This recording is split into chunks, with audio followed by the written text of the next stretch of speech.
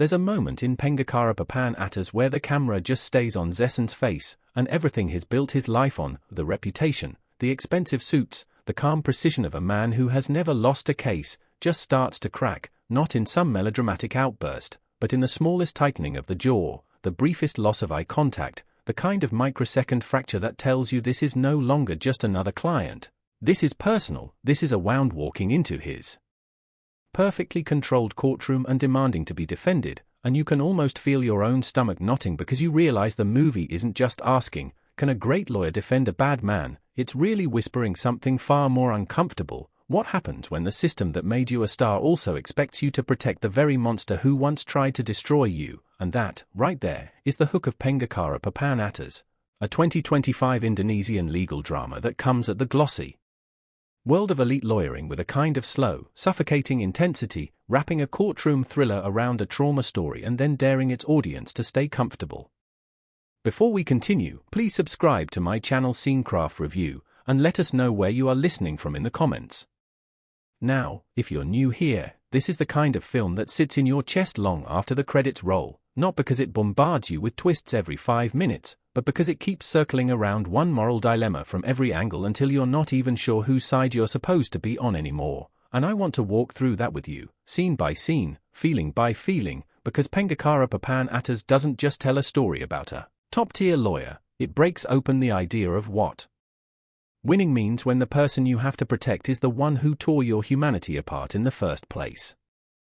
Set in present-day Jakarta and released in early 2025, the film dropped right into an Indonesian film landscape that's been increasingly bold about tackling social issues, especially around class inequality and gender violence, but still, there's a difference between hinting at those themes and putting rape, legal complicity, and male power right at the center of a mainstream courtroom drama. And this movie absolutely goes all in on that. You can feel it in the way the trailers were cut, in the streak of controversy that followed its festival premiere, in the online debates where lawyers, activists, and ordinary viewers started arguing not just about what happens in the film, but about what it says about real-life cases, real-life victims, real-life Pengacara Papan who use their genius not just for justice but for the highest bidder. In the world of the movie, Zesan is that guy, the undefeated, meticulously groomed, media darling defense attorney whose face is on magazine covers, whose name drops like a thunderclap in legal circles, whose phone never stops buzzing with calls from wealthy clients who know that if they can just afford him, they can probably walk out free, no matter what they've done. And the film wastes no time showing us both the seduction and the rot in that status.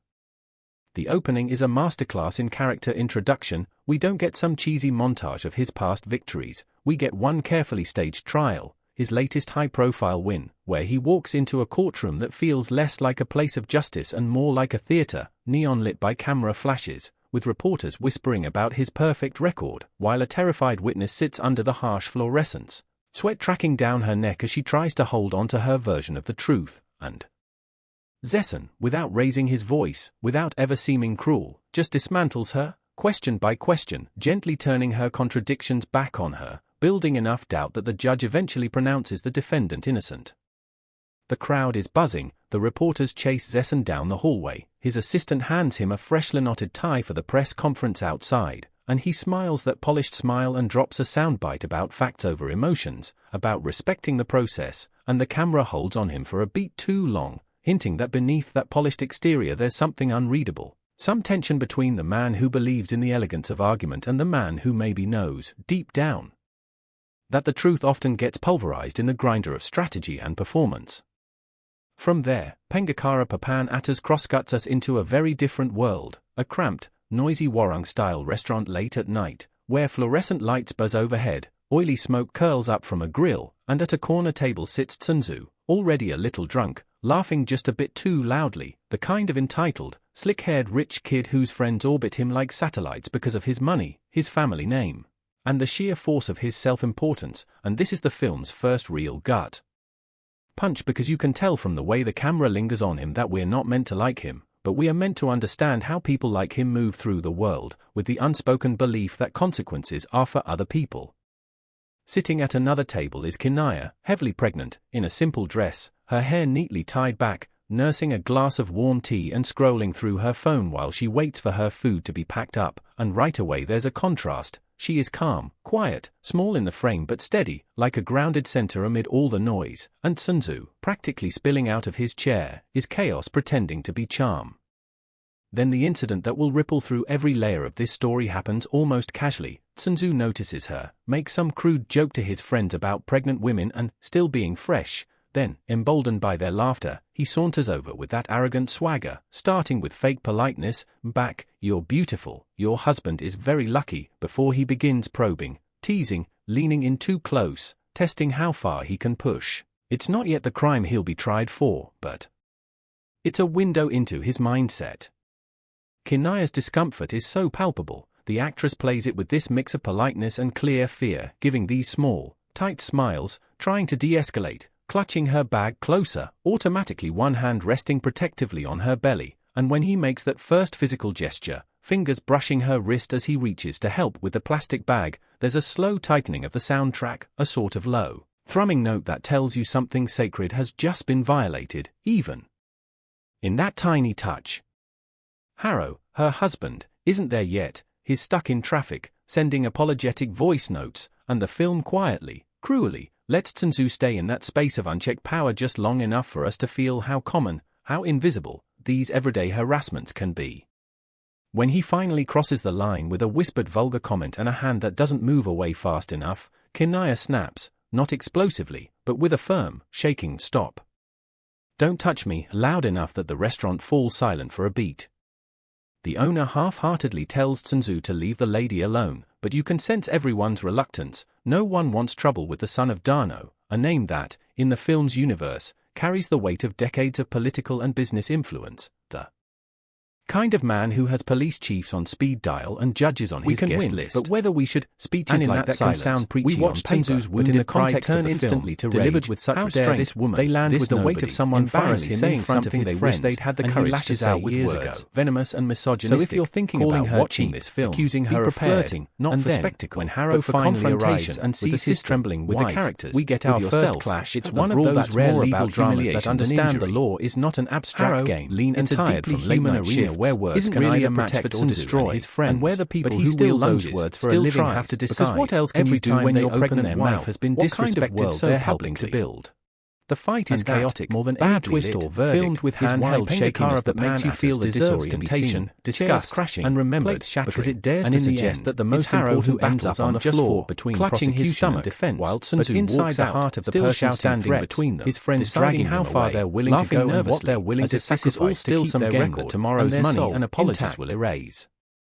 The beauty of this opening is how grounded it feels, how uncomfortable in its realism, because nothing here is yet about the big courtroom drama. It's about everyday violence, about how a man like Tsunzu moves through public spaces like he owns them, about how people like Kinaya and Harrow are expected to swallow their anger and move on. But Pengacara Papan doesn't let us move on, not really. It cuts forward in time, beyond that night, into the aftermath of another, far more horrific incident, the rape for which Tsunzu is eventually arrested and sentenced. The film is careful about how it handles this. We don't see the rape itself in explicit detail, and that's such an important choice, because it refuses to turn the victim's suffering into spectacle. Instead, we experience it through fragments, a police report on a desk, photographs glimpsed only briefly, the exhausted voice of a mother recounting what happened to her daughter, a shaky security camera clip from a club, all of it building a picture that feels heartbreakingly real but never voyeuristic. By the time the story catches up to the trial that's already in motion, Tsunzu is no longer just a spoiled brat in a restaurant. He's a defendant in an explosive sexual assault case that has already made headlines, with protesters chanting outside the courthouse, women's rights groups carrying signs, and social media feeds filled with hashtags demanding that, for once, a man of his status not be allowed to buy his way out of justice. And here's where Zessen re-enters the picture, called in like a nuclear option. Dano, frantic beneath his practiced calm, has tried other lawyers. They've failed to sway the judges. The public mood is ugly, the initial sentencing has come down hard, and the appeal looks bleak. So he does what powerful men do, he reaches for the most powerful weapon he can buy, Zessen, the undefeated, the fixer in a judge's robe, the man whose very presence at a defense table can shift the weather of a courtroom. The sequence where Dano approaches him is fascinating, because it's not some groveling plea, it's a business meeting staged in an upper-floor office with glass walls overlooking the city, an almost silent ballet of money and influence. Dano lays out the stakes, slides over a folder, hints at a transfer that would set Zessen up for life, and then says the line that sets the whole movie's central conflict in motion: "You are not just a lawyer, you are the only one who can make my son's name clean again." You can see the flicker in Zessen's eyes as he hears the name Tsunzu Dano. For the first time in this context, the film flashes, just for half a second, to a memory: a younger Zessen in a shabby shirt, a dark alley, a group of rich kids laughing, a boot coming down a little too hard, but the image is so brief, so barely there, that on a first watch you might even miss it. Still, something in him recoils, and he declines, at least initially, with a carefully polite, "I can't take this case right now." It's only later, after a quiet conversation with his mentor, after a lonely night spent staring at an old scar on his arm, that he decides to accept the job, and the movie makes sure that decision doesn't come across as simple greed. It's a tangle of anger, curiosity, and maybe a submerged wish for power over the man who once had power over him. Once Zessen steps into the role of defense counsel, the film shifts gears into full courtroom drama mode, but it never loses the personal undercurrent that makes every objection, every cross-examination feel like a nerve being touched. The first time Tsunzu sees him is in a holding room behind the courtroom, hands cuffed, slouched in his chair, giving off that bored arrogance, and then the door opens and in walks the man he vaguely remembers as some campunk kid he and his friends roughed up years ago, except now that kid is dressed in a bespoke suit, carrying a leather briefcase, surrounded by an aura of unshakable authority.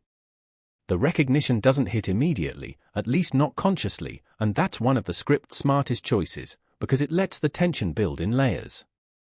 At first, Tsunzu just smirks, testing his new lawyer with taunts and half-truths, underestimating him the way he underestimates everyone, but Zessen answers with chilly professionalism, setting boundaries, refusing to play the buddy. As the sessions go on, little details, like the rhythm of his speech, the scar on his arm, the way he stares straight into Tsunzu's eyes without blinking, start to dig into Tsunzu's memory, until, in a sharp, quiet moment midway through the film, he finally sees it: that night, that alley, that kid he humiliated and left bleeding, now sitting across from him with the power to dictate how his story might end. The camera lingers on his face as realization dawns, his bravado crumbling just a bit, but here's the twist: Zessen never acknowledges their past. He doesn't confirm, doesn't confront, doesn't give Tsunzu the satisfaction of making this about revenge. Instead, he stays in his role, almost obsessively, and that's where Pengacara Papan moves from being just a great premise into being a genuinely haunting character study. It keeps asking, what does professionalism look like when your personal history screams at you to break every rule? We watch Zessen pick apart the prosecution's case with surgical precision, training his formidable intellect on finding every inconsistency in the witness testimonies, every procedural misstep, every tiny crack he can widen with doubt. The prosecutor, a determined woman named Raras, played with this fierce, focused energy, becomes his primary counterweight, and their verbal duels are some of the film's juiciest scenes, full of layered subtext and unspoken anger. Raras is not just there to be an obstacle, she becomes the conscience of the courtroom, calling out not just Tsunzu's alleged crime but the entire system that has allowed men like him to float above accountability for so long. There's a particularly striking moment when she turns to the judge and says, "Your Honor, we have seen this pattern too many times: a rich man, a broken girl, a storm of lawyers, and then silence." At what point does the court stop pretending this is isolated? And in that line, you feel the weight of real-world cases, real-world frustration, bleeding into the fiction. Zessen counters her with logic, not emotion, reminding the court that justice must be blind, that outrage is not proof, that the burden of evidence still matters even when the defendant is despicable. And this is where the film becomes deeply uncomfortable, in the best way, because it refuses to paint him as either hero or villain. He is both the defender of due process and the shield for a probable predator, both the victim of past violence and the current instrument of someone else's suffering, and we as the audience are left to wrestle with our own ethics. Do we want him to do his job well? Or do we want him to subconsciously sabotage it in service of some larger moral balancing? Outside the courtroom, the film cuts back periodically to Kinaya and Harrow, and I love that it doesn't treat them as mere side characters orbiting the main plot. Instead, we get a parallel story of how this case, which they are initially not directly involved in, slowly seeps into their lives. Kinaya is still dealing with the memory of that night in the restaurant, seeing Tsunzu's face on television as reporters broadcast the rape trial, feeling her stomach tighten because now she knows what he is capable of. Haro, simmering with unresolved anger and shame at not having been able to protect her more fully, begins to attend the protests outside the courthouse, not because he understands all the legal details, but because his body still remembers the bruise from Tsunzu's kick, his ears still remember the way people in the restaurant looked away. Their scenes together are tender and raw. There's this quiet moment where Haro comes home from a day of odd jobs, sees Kinaya watching the trial coverage, and just stands behind her, placing his hand gently on her shoulder, both of them staring at the screen in silence. It's small, it's almost wordless, but it speaks volumes about how these grand, televised court battles land in the living rooms of ordinary people who have experienced smaller, less visible versions of the same violence. Midway through the film, the threads begin to intersect more explicitly when a video from that night in the restaurant surfaces online, shaky phone footage of Tsunzu's harassment of Kinaya and the ensuing fight, and suddenly, the defense's narrative that he is a respectful, misunderstood young man starts to crumble in the court of public opinion. Raras tries to introduce the restaurant incident as evidence of pattern, of character, Zessen objects, arguing that it's prejudicial and not directly relevant to the specific charges, and there's a shiver that runs through the courtroom as the judge weighs his decision. It's here that the film's title, Pengacara Papan, starts to feel a little ironic, almost accusatory, because you see just how much power a top-tier lawyer has to decide what story gets told about someone like Tsunzu and what parts of his behavior get neatly erased under procedural rugs. Yet Zessen is not written as gleefully complicit, he's haunted, unraveling. There are scenes of him alone at night, watching old CCTV footage from his own youth, revisiting the night he was attacked by a group of rich teens that included Tsunzu. In that memory, we see a much younger, poorer Zessen working as a delivery boy, cutting through a private school parking lot, accidentally brushing against a luxury car with his worn-out motorcycle. A group of boys, including a teenage Tsunzu, surround him, first mocking his clothes and his accent, then shoving him around, escalating until one of them smashes his phone, another kicks his ribs, and Tsunzu, laughing, stubs a cigarette out on his forearm, leaving a small, ugly scar. The security guard looks the other way, the boys drive off, and young Zessen is left in the dark, humiliated, bleeding, clutching his broken phone. That scene is short, but it's seared into the film's emotional core, and it reframes everything we've seen so far, the way Zessen speaks, the way he dresses, his obsession with control, his distance from his own empathy.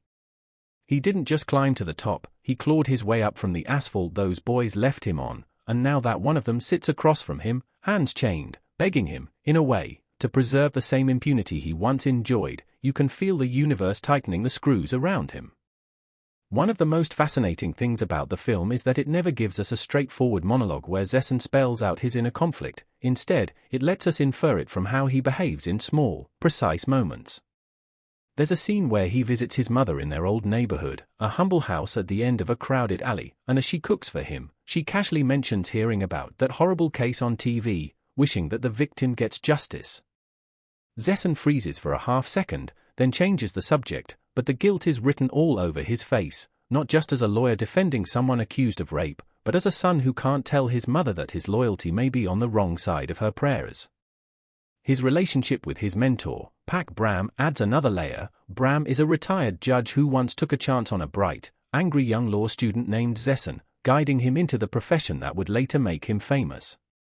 Now, older and sicker, Bram becomes a kind of conscience figure, challenging Zessen in a quiet but piercing way. In a beautifully acted scene, Bram asks him, "Why did you become a lawyer, really?" And when Zessen recites the usual answers about justice and the rule of law, Bram cuts him off with a slight smile and says, "No. You became a lawyer because you couldn't fight them with your fists anymore, so you chose words as your weapons, and the silence that follows speaks more loudly than any dialogue." From this point on, the film starts tightening the noose. Raras finds a new witness, a friend of the rape victim, who testifies about Tsunzu's manipulative behavior, about how he used alcohol, threats, and his family name to corner her. Zessen counters with tough cross-examination, pushing her on inconsistencies, and these scenes are hard to watch, not because the film glamorizes his skill, but because it shows how even the most legitimate trauma can be made to sound unreliable when a talented lawyer applies enough pressure.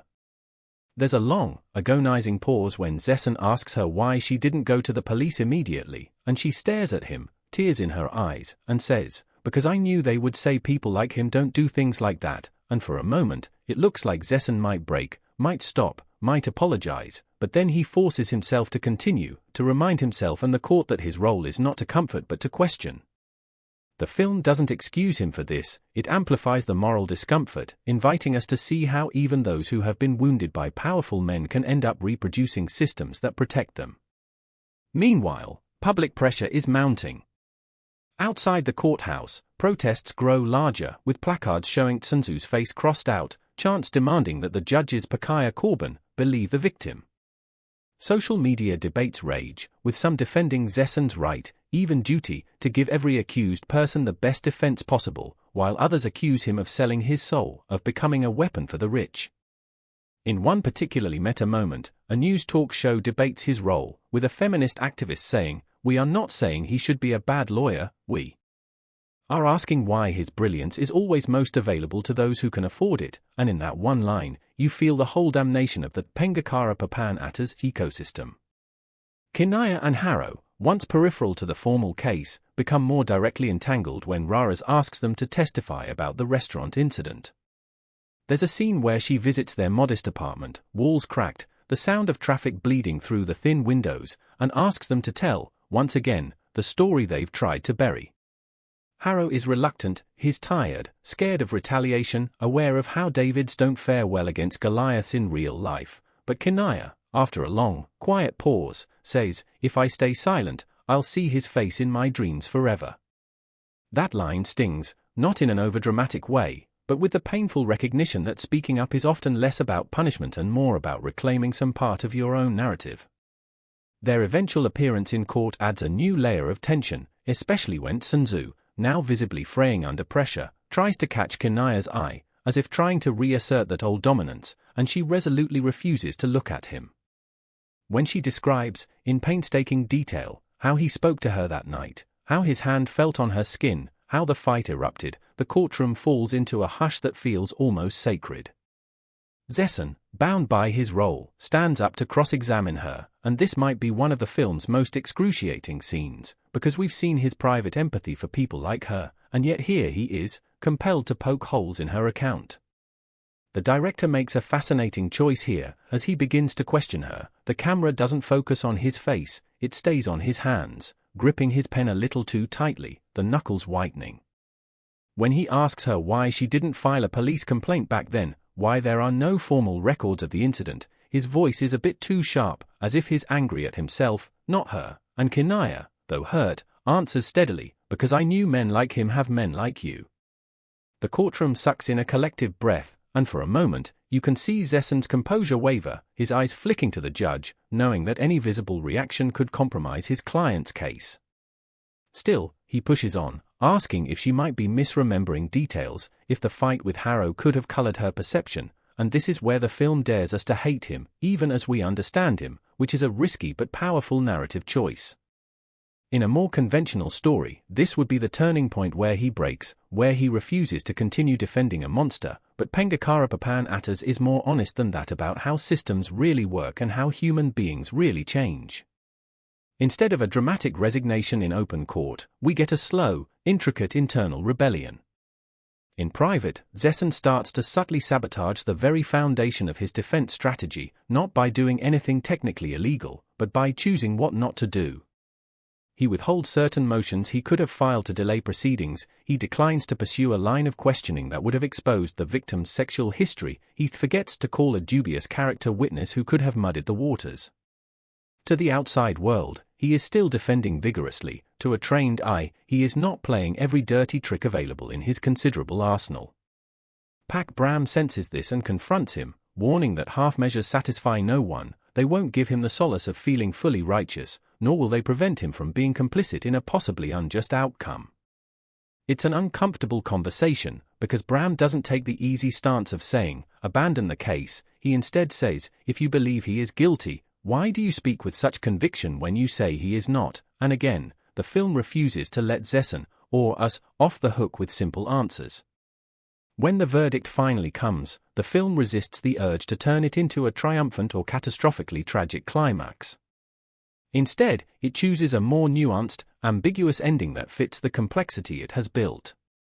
Through a combination of public pressure, solid prosecution work, and Zessen's deliberate refusal to twist the knife in ways he knows he could, the court upholds a significant portion of the original sentence, though it trims around the edges on some technicalities his team raised. Sun Tzu does not walk free, but he also does not receive the absolute maximum punishment the protesters outside were demanding. In the moment the judge reads out the decision, the camera leaves the legal players behind and drifts instead across faces in the courtroom, the victim's family clutching hands, Rara's closing her eyes in exhausted relief, Harrow exhaling slowly, Kinaya staring straight ahead with a mixture of vindication and lingering fear, Darno's lips tightening around the bitter taste of partial defeat, and finally, Zessen, just standing there, utterly still, his expression blank in a way that feels almost hollow. He has defended his client, technically, he has preserved the integrity of his profession, technically, he has watched a man who once tormented him get led away in handcuffs, and yet there is no catharsis, no sense of a great moral balance finally being restored. Instead, the film offers us this painful, necessary truth: in real life, justice is rarely clean, and those who work inside the system are often left with their hands deeply stained, no matter which side they think they are on. After the trial, there is a quiet epilogue in which Zessen returns, once again, to his mother's house, sitting at the same table, the same flickering bulb overhead. She asks him, did they catch the bad man, and he pauses, then simply says, he will pay something, which is such a loaded, unsatisfying answer, and yet so real. Later, he visits the alley from his childhood, standing where he once lay after that beating, and for the first time in the film, he allows himself to break down, not in a loud, cinematic sob, but in a kind of silent unraveling, shoulders shaking, hands pressed to his face, the weight of years of swallowed humiliation and weaponized intelligence finally cracking under the strain. And yet, the next day, he puts on another suit, goes back to his office, and sits down to meet a new client, because life, and the industry, do not stop to let one man resolve his ethics. In terms of pure filmmaking, Pengacara Papan is remarkably assured. The direction is restrained but confident, favoring long takes and measured pacing over flashy cuts. Courtroom scenes are filmed with a kind of austere precision, the camera frequently placed at a slight distance, making us feel like observers of a ritual rather than participants in a brawl. In contrast, the domestic spaces, Kinaya and Harrow's apartment, Zessen's mother's house, are shot with warm, hand-held intimacy, the frame often cluttered with everyday details, laundry draped over chairs, cheap plastic containers on shelves, the soft hum of a fan in the background. This visual contrast underlines the thematic divide between the abstract world of the law and the messy, lived reality of the people most affected by its decisions. Color grading plays a subtle but effective role too. The courtroom and corporate offices bathe in cool blues and grays, reinforcing a sense of emotional detachment, while the restaurant, the protests, and the neighborhoods are rich with warmer, earthier tones, suggesting that moral energy, anger, compassion, fear, lives more fully outside the glass towers where strategies are plotted. The sound design deserves a special mention. The movie knows when to lean into silence, when to let the hum of an air conditioner in a courtroom underscore tension, when to let muffled street noise seep into a late-night monologue, and when to simply cut everything and just leave us with breathing and the creak of a chair. The score, blending minimal piano with subtle traditional Indonesian elements, never overwhelms. It's more like a heartbeat beneath the scenes, occasionally swelling during key transitions but mostly staying out of the way, letting performances carry the emotional weight. And those performances are, honestly, what elevate Pengacara Papan from solid legal drama to must-watch character study. The actor playing Zessen brings a layered, deeply internalized energy to the role. His face is a constant tug-of-war between the presentation of control and the flickering of something wounded underneath. Watch how he listens, truly listens, during every testimonial, how his eyes flicker when witnesses mention rich boys, or power, or nights when no one intervened. His voice, usually even and controlled, occasionally cracks, just slightly, on certain words, and those micro cracks are where the film's soul lives. Sun Tzu, meanwhile, isn't played as a cartoon villain, and that's crucial. He is vile, yes, but he is also pitiably weak in certain moments, especially as the walls close in. There is a scene where, after a day of brutal testimony, he is left alone in his cell, and we see the carefully groomed mask of arrogance fall away, replaced by a frightened, childlike panic. He bangs on the door, shouting for a guard, insisting that his father will fix everything, that this is all some mistake, and the guard just walks past, uninterested. In that moment, the film doesn't ask us to forgive him, but it does remind us that monsters are made of human flesh, and that makes his actions even more chilling. Kinaya's actress, with far fewer lines, somehow manages to anchor the film's emotional center. Her quiet strength, her posture, her gaze, all tell a story of a woman who has learned to live with fear without letting it define her entirely. Harrow, too, is beautifully drawn, not as a macho avenger, but as a flawed, struggling man trying to be decent in a world that keeps showing him that decency is rarely rewarded. Even Dano, the patriarch, is given small moments of vulnerability, like when he sits alone in his darkened study after the verdict, watching old home videos of a young, laughing Sun Tzu, his thumb absent-mindedly tracing the kid's face on the screen, as if asking silently where it all went wrong, with his son, with himself, with the world that told him his money could fix anything. In terms of pacing, the film runs long, it's not rushed, and some viewers might feel its deliberate tempo as a bit heavy, especially in the midsection where multiple courtroom days blur together. But that length serves a purpose. It lets us feel the grinding nature of trials, the repetition, the drip-drip of testimony, the way people's lives get stuck in a holding pattern for months or years while legal battles drag on.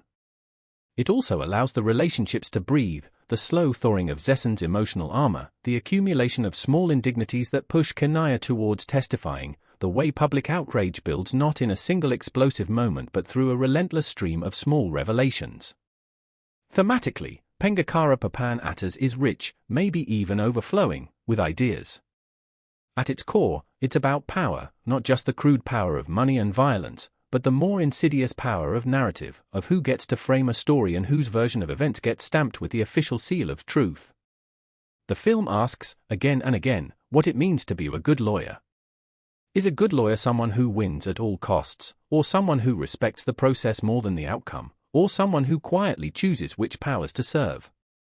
It also probes at the gender dynamics of legal battles around sexual violence. We see how the victim's every action is scrutinized, how her dress, her drinking, her timing in reporting, all become potential weapons against her, while Sun Tzu's long history of entitlement is constantly reframed as youthful mistakes or the stress of expectations. The film doesn't preach about this, it shows it, over and over, until you can't unsee it. And then there's the question of class, so deeply embedded in every frame that it never needs to be spelled out, the difference between having a Pengacara Papan and a poorly paid public defender, between crimes that get televised and crimes that go unreported, between neighborhoods that policemen patrol with respect and neighborhoods they treat like hunting grounds.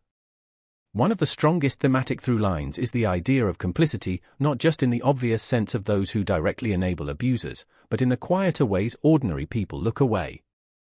The restaurant owner who doesn't confront Sun Tzu more firmly, the friends who laugh along, the security guard who ignored teenage Zesen's beating, even Zesen himself, once he has the resources to choose, still taking on clients whose guilt he suspects because it feeds his hunger for prestige. The film subtly invites us to ask, in what ways do we all, in our own lives, make similar trade-offs? Are we so different from Zesen, really, when we stay silent about a co-worker's harassment because we don't want to cause problems, or when we applaud a powerful figure we like even after credible accusations surface? In terms of cultural impact, Pengacara Papan feels like one of those films that turns into a reference point, something people bring up when real-life cases hit the news, saying, it's like in that movie where, and already, in the months after its release, you can imagine how debates might unfold, law students dissecting Zesen's choices in class, activists screening the film in community discussions, some conservative groups accusing it of tarnishing the reputation of the legal profession, while survivors of assault find resonance in Kinaya's quiet courage.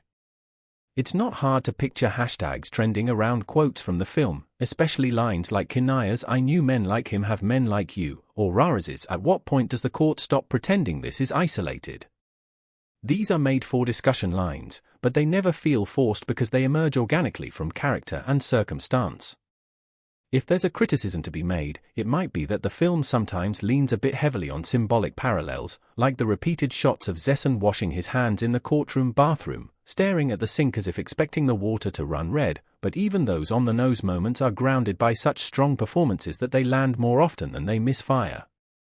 Some viewers might also wish for a clearer sense of retribution, a more decisive punishment for Tsunzu, or a more dramatic redemption arc for Zesson, but I would argue that the film's refusal to provide that is precisely what makes it linger.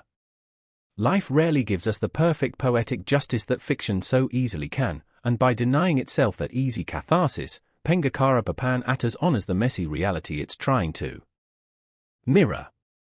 There is a version of this story in some alternate universe where Zesson dramatically throws down his case files in open court and delivers a righteous speech about how he can no longer stand by his client, and sure, that might feel satisfying for a moment, but it would also feel false, like a fantasy layered over a much more complex truth. Instead, the film's version of rebellion is quieter, smaller, internal, a man choosing, in dozens of tiny ways, not to lean his full weight on the scale of power he has access to. You can debate whether that's enough, and you should. That's what makes the film worth talking about, but you can't deny that it's honest.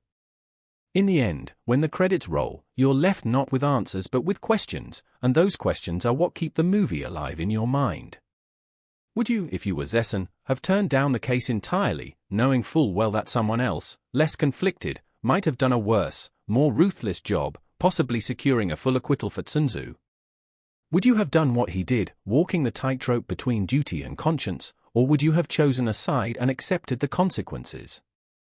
And beyond that, what does it really mean to believe victims in a system that is structurally built to doubt them?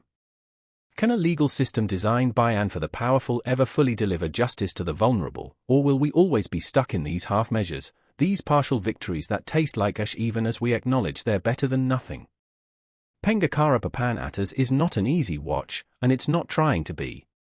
It's tense, it's emotionally draining, it's full of scenes that may trigger anger, sadness, or even helplessness, especially if you've lived through anything like what the characters experience. But it is also, in its own restrained, unflashy way, a deeply humane film, one that sees every character, even the worst of them, as a human being shaped by forces larger than themselves, without ever excusing their choices. It's a film that loves the idea of justice enough to be brutally honest about how often we fall short of it. And as a piece of cinema, as a constructed work of images, sounds, performances, it's impressive, tightly controlled, and clearly made with a great deal of care and thought.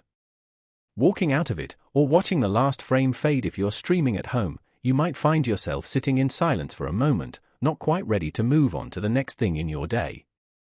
Maybe you'll think about a time you saw something wrong and didn't step in, or a moment when you laughed along with a cruel joke to fit in, or a headline about a powerful man whose case went away quietly.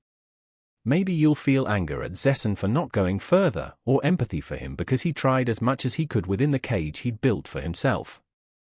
Whatever you feel, the film has done something rare. It has pulled you into a moral dilemma and refused to let you escape untouched. And that, for me, is what great cinema does. It doesn't just entertain you for 2 hours, it rearranges something inside you, even if only slightly, and compels you to look at the world, and yourself, with a bit more clarity, a bit more discomfort, and hopefully, a bit more courage. If you're still here with me thinking about Pengacara Papan Atas long after that verdict, that's kind of the point, because this is a movie that doesn't want to live only inside its own runtime, it wants to take up residency in the way you look at real headlines, real court cases, real viral videos of harassment or abuse, and I want to dig even deeper now, not just into what happens on screen, but how it's done, why certain scenes feel like a gut punch while others feel like a slow poison seeping in, and why a film like this, coming out in 2025, in Indonesia specifically, hits with such a precise emotional frequency, almost like it's tuned to a frequency of collective frustration that's been building for years. One of the first things that becomes clearer the more you sit with Pengacara Papan Atas is just how meticulously it structures its narrative, almost like a legal argument itself. By the time you get to the big emotional moments, the groundwork has been laid so carefully that the scenes don't feel like surprises, they feel like inevitable collisions, events that couldn't have happened any other way. Think about the order in which we learn who Zessen really is. At the beginning, we're seduced, just like the public in his world is, by his competence and charisma, the undefeated star of the legal world, smooth, articulate, almost superhumanly composed. The first courtroom win we see is actually morally ambiguous. If you look closely, the hints we get about that case suggest his client might not be a saint, but the filmmaking lulls us into admiring the performance more than questioning the outcome. That's on purpose. The movie wants us to feel how easy it is to conflate brilliance with goodness. Only later, as the layers peel back, do we see the cost of that brilliance, the numbness he's cultivated, the trauma he's buried, the way he's weaponized his pain into a tool for defending people he might personally detest. The flashback to the alleyway beating is, structurally, a late reveal, and that's a bold move, because it recontextualizes everything we thought we understood about him up to that point. Yet it never feels like a cheap twist, because all along, the film has been planting tiny seeds, the way his hand hovers, for a second too long, over the scar on his forearm when he's changing shirts, the way he stiffens when a witness mentions Anak Pejabat, children of officials, laughing as they destroy someone's life, the way he's strangely hostile, almost overcorrecting, when a young intern from a poorer background makes a mistake in his office, like he's punishing a version of himself he can't bear to look at. When the flashback finally comes, your brain ping-pongs back over those earlier moments, and you realize the movie has been building a psychological profile in the background the whole time. This is where the direction really shines, because it trusts the audience to connect dots, to remember visual details and emotional beats, without having to spell everything out with clunky exposition. The same is true with how it handles Tsunzu's arc. Early on, he's this almost cartoonishly awful figure, leering in the restaurant, throwing his weight around, surrounded by sycophants, but the film doesn't leave him there as a flat symbol of privileged evil. As the story progresses, especially as his legal position deteriorates, we see the hollow inside the bravado. There's that powerful scene where his father, Dano, visits him in detention after a particularly bad day in court, and for the first time, there's no entourage, no expensive restaurant table, no audience. Just a father and son, separated by metal bars and 30 years of emotional distance. Tsunzu tries, at first, to maintain the act, to joke, to insist that this is all temporary, that Dad will fix it, but his voice keeps catching, his jokes fall flat, and Dano, who has always wielded his name like a shield, suddenly looks old, tired, almost frightened. He doesn't reach out to comfort his son, he doesn't yell at him either.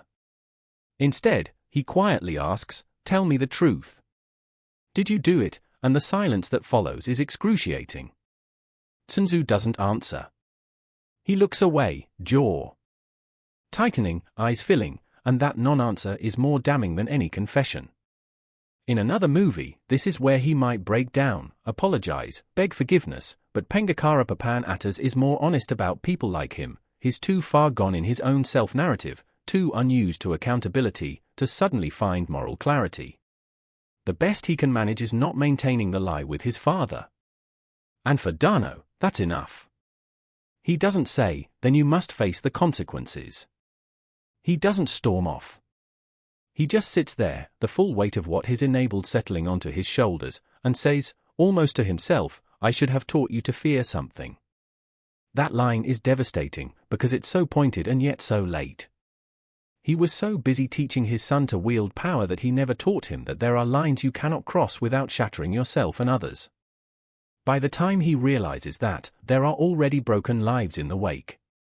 What I love about that scene is how quietly it indicts not just one father, but an entire generation of people in power who raised children in environments where money, influence, and connections were the only gods worth worshipping.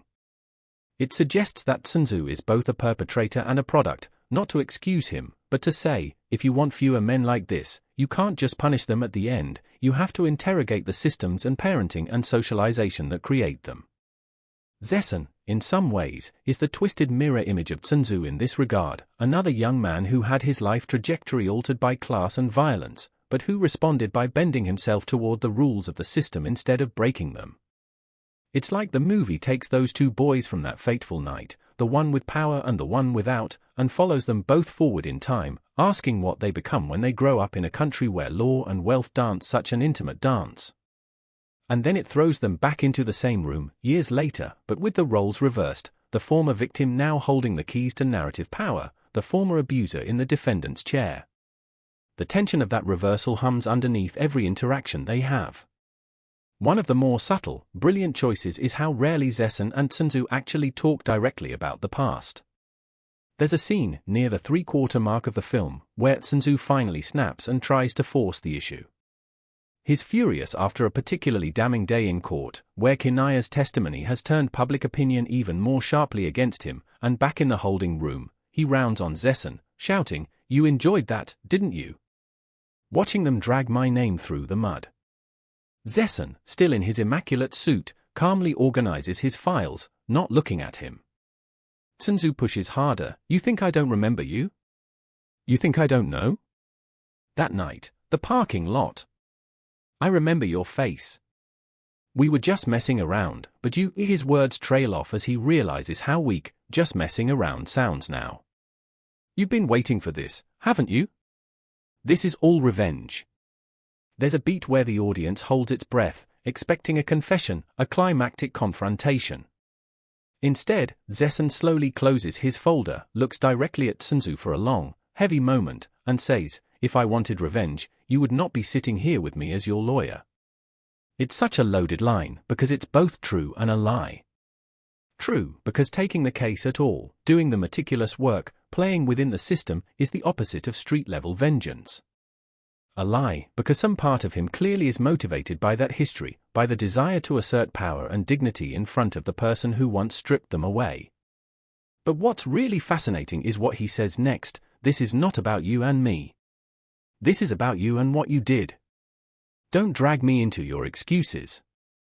In that moment, Zessen is trying desperately to separate his personal anger from his professional role, to insist that there is a line he will not cross. He will not let Tsunzu rewrite this story as some petty vendetta, because that would let him dodge accountability again. Yet, underneath the words, you feel how much Zessen is lying to himself about how entangled he truly is. The film milks that dissonance beautifully. It lets us inhabit that uncomfortable space where you can both be professionally correct and emotionally compromised, where your attempt to act above it all may actually just be another way of refusing to fully feel the truth of what's happening. Now, let's talk about Kinaya and Harrow again, because one of the film's quiet masterstrokes is how it centers them as emotional anchors without turning them into martyrs or simplistic symbols. In a lesser story, Kinaya might exist primarily to suffer, to trigger the plot, and then to recede into the background once that important people take over in court. Pengacara Papan refuses that dynamic.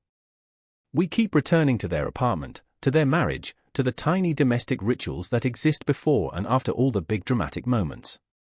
There's a particularly beautiful, heartbreaking sequence late in the film, after Kinaya's testimony, when the media has started to swirl around her. A clip of her on the stand goes viral. Her steady voice, her line about "men like him have men like you," is being turned into memes, quotes, think pieces. Activists are lauding her bravery. Online trolls are calling her a liar, a clout chaser, accusing her of inserting herself into a bigger case to get attention. The movie shows us her trying to navigate that sudden, unwanted, half-hero, half-target status. She logs onto her phone, scrolling through comments, tears welling as she reads both the supportive ones and the attacks, and Harrow, hovering anxiously behind her, doesn't know what to say. Eventually, he blurts out, "Just don't read them," which is the most useless but also the most human advice ever, and she gives him this look, half anger, half exhaustion, and says, "If I don't read them, it feels like I'm not real. If I read them, it feels like they're eating me alive." That line cuts deep, because it speaks to the experience of so many women who go public with their stories in the internet age, the sense that your reality is being debated by strangers, and you can't win whether you pay attention or not. The camera doesn't flinch as she scrolls past a vile comment accusing her of wanting it, and you see the hurt flash across her face, not just for herself but for every other woman whom those words have silenced. Later that night, she and Harrow lie in bed, both awake, staring at the ceiling. He whispers an apology, not for anything specific, but for everything, for not stopping the fight in the restaurant sooner, for not being able to shield her from online abuse, for the fact that their baby will be born into a world this harsh. She reaches for his hand and says, "You can't fix it. Just don't let them scare you into silence again." That again is doing so much work. It acknowledges that, like most of us, there have been many times in their lives when they've stayed quiet to survive, and now, for once, they chose to speak, and that choice is costing them, but she doesn't want that cost to turn into a lesson that reinforces silence. It's one of the most quietly radical things the film does. It doesn't pretend that speaking out magically resolves anything. It shows the backlash, the fatigue, the strain on relationships, but it still frames the act of telling the truth as an essential, life-affirming choice. And because Kinaya is also pregnant, there's this constant, looming symbolism of the future, of what kind of world they are preparing for their child. There's a later scene, close to the end, where she's at a routine checkup, the fetal heartbeat echoing in the small clinic room, and over that sound, the doctor absent-mindedly mentions that she saw Kinaya on TV, praises her bravery, and then, almost in the same breath, segues into a casual story about a neighbor's daughter who didn't want to embarrass the family, so she stayed quiet after being assaulted. It's such a deftly written moment, because it juxtaposes these two realities. On the one hand, this one case that has become high-profile enough to generate a kind of public support. On the other hand, the millions of quiet, unnamed cases that never make it to court, let alone to television screens. The sound of the baby's heartbeat underlines that duality, life pressing forward, regardless of how imperfect the world remains. On a purely cinematic level, the film uses sound like that a lot to weave its themes together. We talked about the heartbeat-like score earlier, but notice also how often the sounds of the city intrude on intimate moments, the distant honk of a motorcycle during Zessen's late-night breakdown in the alley, the muffled echo of chants from outside the courthouse during a quiet bathroom scene where Raras washes her hands, staring at her own reflection, clearly emotionally drained. In one of the more stylistically daring choices, there's a sequence that crosscuts between Sun Tzu's sentencing, being read inside, and the protests outside reaching a fever pitch, but instead of giving us the expected swelling score, the film drops the courtroom audio entirely for a stretch and lets us hear only the protesters' voices, rising and falling like a wave. We see the judge's lips moving, we see Sun Tzu's face tightening, we see Zessen standing like a statue, but all we hear is the people outside shouting, "Hukum Setimple! Pakaya Korban! Kidalan Untuk Semua!" That directorial decision is almost confrontational. It literally drowns out the official language of the state with the unofficial language of the street, suggesting that, in the end, both are part of the story of justice, and sometimes the latter is truer than the former. And yet, once the sentence is delivered, the volume drops, the protests disperse, and the ambient noise returns to the usual city hum, as if to underline how quickly even the loudest public outrage fades in a 24-hour news cycle. This brings us to something fundamental, the way Pengacara Papan situates itself within a broader wave of films and discussions around legal ethics and gender violence, not just in Indonesia but globally. If you're someone who's seen a lot of courtroom dramas, you might be tempted to compare it to big Western titles, A Few Good Men, Primal Fear, The Verdict, or, more recently, films like The Accused or series like The Night of an Unbelievable, and yes, you can see echoes of those works in the way this film balances procedural detail with psychological depth. But it's also doing something very specifically local. It's tapping into the Indonesian context, the history of impunity for the rich and well-connected, the widespread skepticism toward law enforcement and the judiciary, the particular cultural pressures around shame, reputation, and aib keluarga, family disgrace, that often silence victims. When Rara says, "We have seen this pattern too many times," she's not just talking about a fictional pattern, she's invoking a real, collectively known pattern in Indonesian society. There's an extra sting if you're watching this as someone plugged into Indonesian news, because you can probably name at least one or two high-profile cases in the last decade where a rich man, accused of a serious crime, walked away with a suspiciously light sentence after hiring a high-powered defense team. That awareness hangs over every scene in the courthouse like a ghost. The film seems fully aware of that reality but resists turning itself into a thinly veiled ripped from the headlines recreation of any one case. Instead, it condenses a whole ecosystem of injustice into one narrative. And importantly, it doesn't let any single institution off the hook. It's not just the rotten cops or the corrupt judges or the greedy lawyers. It's also the bystanders, the voters who keep supporting politicians who protect predators, the media outlets that sensationalize victims' pain, the families who prioritize their social standing over their children's safety. That's part of why Zessen is such an effective protagonist. He's not a saint, he's not a fallen angel, he's just us, but with sharper tools. Here's what happens when an intelligent, deeply wounded person decides, consciously or not, that proximity to power is the safest place to be, even if that power once almost destroyed him. There's a sickness in that logic, but it's a sickness many of us can recognize in milder forms. How often do we cozy up to the very structures that harmed us because we believe, if I'm on the inside, they can't hurt me again? Pengacara Papan holds that mirror up and doesn't look away. Another fascinating thing the film does is avoid the simplistic good victim, bad victim dichotomy we often see in stories like this. The direct rape victim in Sun Tzu's case, whose testimony we witness in harrowing detail, is not sainted or flattened. She's a fully realized young woman with contradictions, with a nightlife, with flaws. The defense tries to weaponize those details, her partying, her drinking, the way she stayed in contact with Sun Tzu for a short while after the incident, obviously in a state of shock and confusion, and instead of the film tidying those up to preserve her purity, it leans into the messiness, insisting that her humanity is exactly what makes her story believable. It allows her to be angry, to be inconsistent, to be broken and then pull herself together again. One of the most quietly devastating moments is after the verdict, when she and her mother step out of the courthouse through a side exit to avoid the main crowd. The reporters still find them, of course, microphones are thrust in her face, questions shouted. Are you satisfied with the verdict? Do you forgive him? What do you want to say to other victims? She looks dazed, hollowed out, clearly unprepared to become a spokesperson for anything.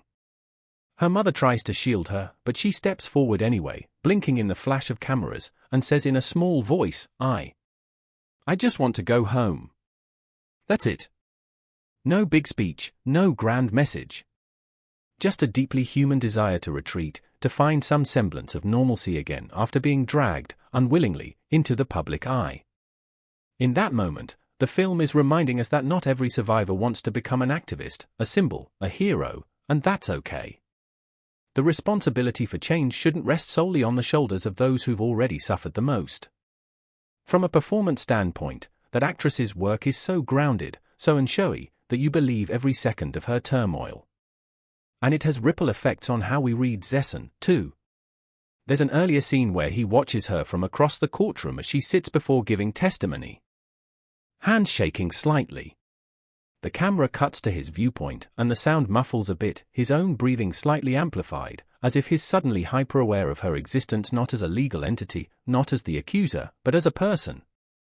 You can see the war in his eyes, the part of him that empathizes deeply with anyone harmed by the powerful, and the part that has trained itself, ruthlessly, to compartmentalize and file people into columns labeled client, opposition, witness.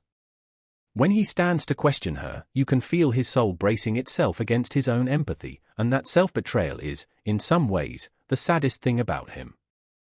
In terms of audience reaction, you can almost map out the waves of discourse a film like this would generate. Law students and practicing attorneys might argue in forums and group chats about whether Zessen crossed any ethical lines, whether his subtle sabotage by omission in the latter part of the case would be considered unprofessional or even grounds for discipline in the real world. And from a purely technical standpoint, they'd have a field day analyzing his tactics, the objections he chose not to raise, the motions he didn't file, the ways he phrased certain questions to plant seeds of doubt about his own client's credibility without overtly betraying him. Survivors' advocates might use the film as a tool, showing clips in workshops to talk about what re-traumatization looks like in cross-examination, to unpack the emotional cost of testifying. General audiences, depending on their own experiences and perspectives, might walk out divided, some feeling validated by the film's unflinching look at how the system grinds victims down, others frustrated that it didn't offer a clearer fantasy of total justice, still others weirdly more sympathetic to Zessen than to anyone else, because we spend so much narrative time in his headspace. And that last reaction, especially, is something the film seems knowingly ambivalent about. It wants us to identify with him, but not to the point of excusing him. It's a risky tightrope walk. How do you get viewers to empathize with a man whose job is defending the indefensible without letting them slip into that seductive mode of, well, he's just doing his job? Pengacara Papan answers that question by constantly reminding us of the collateral damage of that job, by cutting away from his internal struggles to show us Kinaya's insomnia, the victim's therapy sessions, Harrow's quiet rage, Rara's exhaustion. Anytime you start to feel too cozy in Zessen's subjectivity, the movie yanks you back out and says, remember, there are people out here absorbing the consequences of the choices you're rationalizing. On second viewing, and this is absolutely a film that rewards a second, even a third viewing, new layers pop out. You start noticing the framing, how often Zessen is visually aligned with institutions of power, literally framed by flags, court seals, the crests above judges' benches, while the victims and their families are framed by doorways, windows, fences, almost always with some physical barrier between them and the centers of authority. You notice how Tsunzu, in the first half, is almost always shot from slightly below, giving him an imposing, looming presence, whereas, by the end, the camera has shifted to a slightly higher angle, subtly diminishing him, shrinking him within the frame, as his power erodes. You notice how the color palette of Zessen's world shifts from crisp whites and blacks to murkier grays as his certainty dissolves. All of this is invisible on a casual watch, but once you tune into it, you realize how much thought went into translating the story's moral evolution into visual language. And where does that leave us, as viewers, in the final accounting?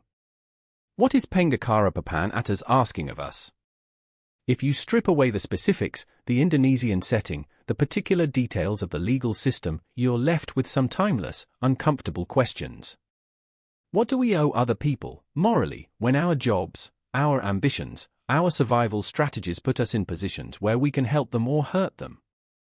How do we live with ourselves when our talents are used to uphold systems we privately know are flawed or even unjust? Is it enough to do less harm from the inside, or are there moments when stepping away, speaking out, burning bridges becomes a moral imperative, even if it costs us everything we've built?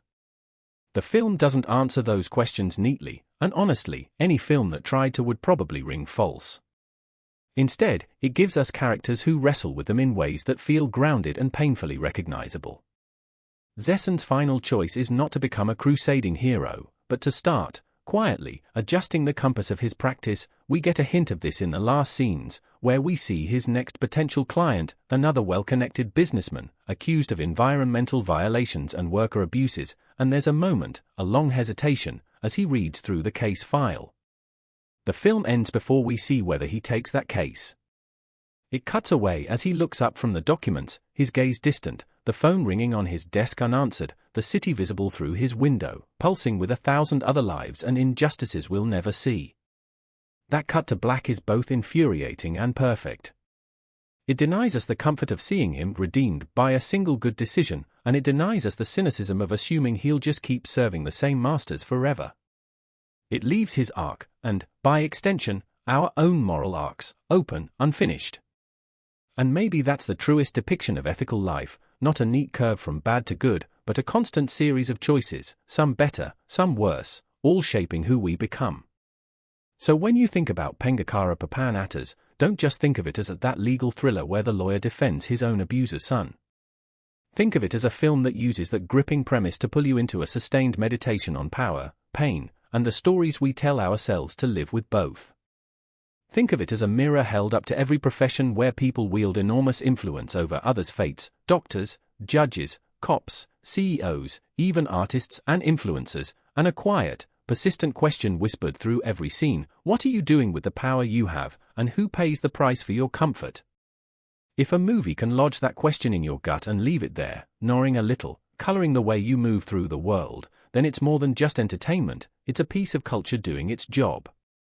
And Pengacara Papan, for all its imperfections, for all the discomfort it stirs up, absolutely does that.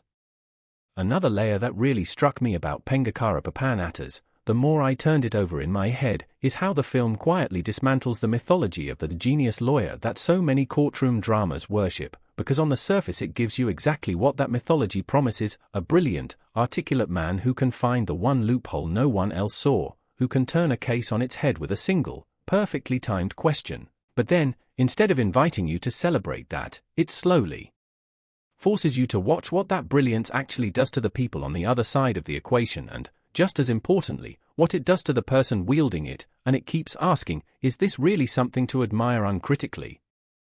Think of how many movies and series we've seen where the top-tier lawyer is framed almost like a rock star, sharp suits, clever quips, impossible wins, the crowd of reporters outside the courthouse hanging on every word.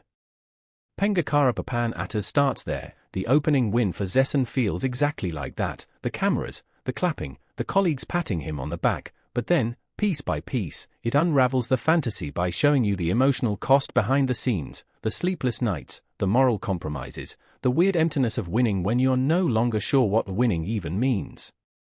And the direction leans hard into that deconstruction by how often it isolates Zessen in the frame right after his so-called triumphs.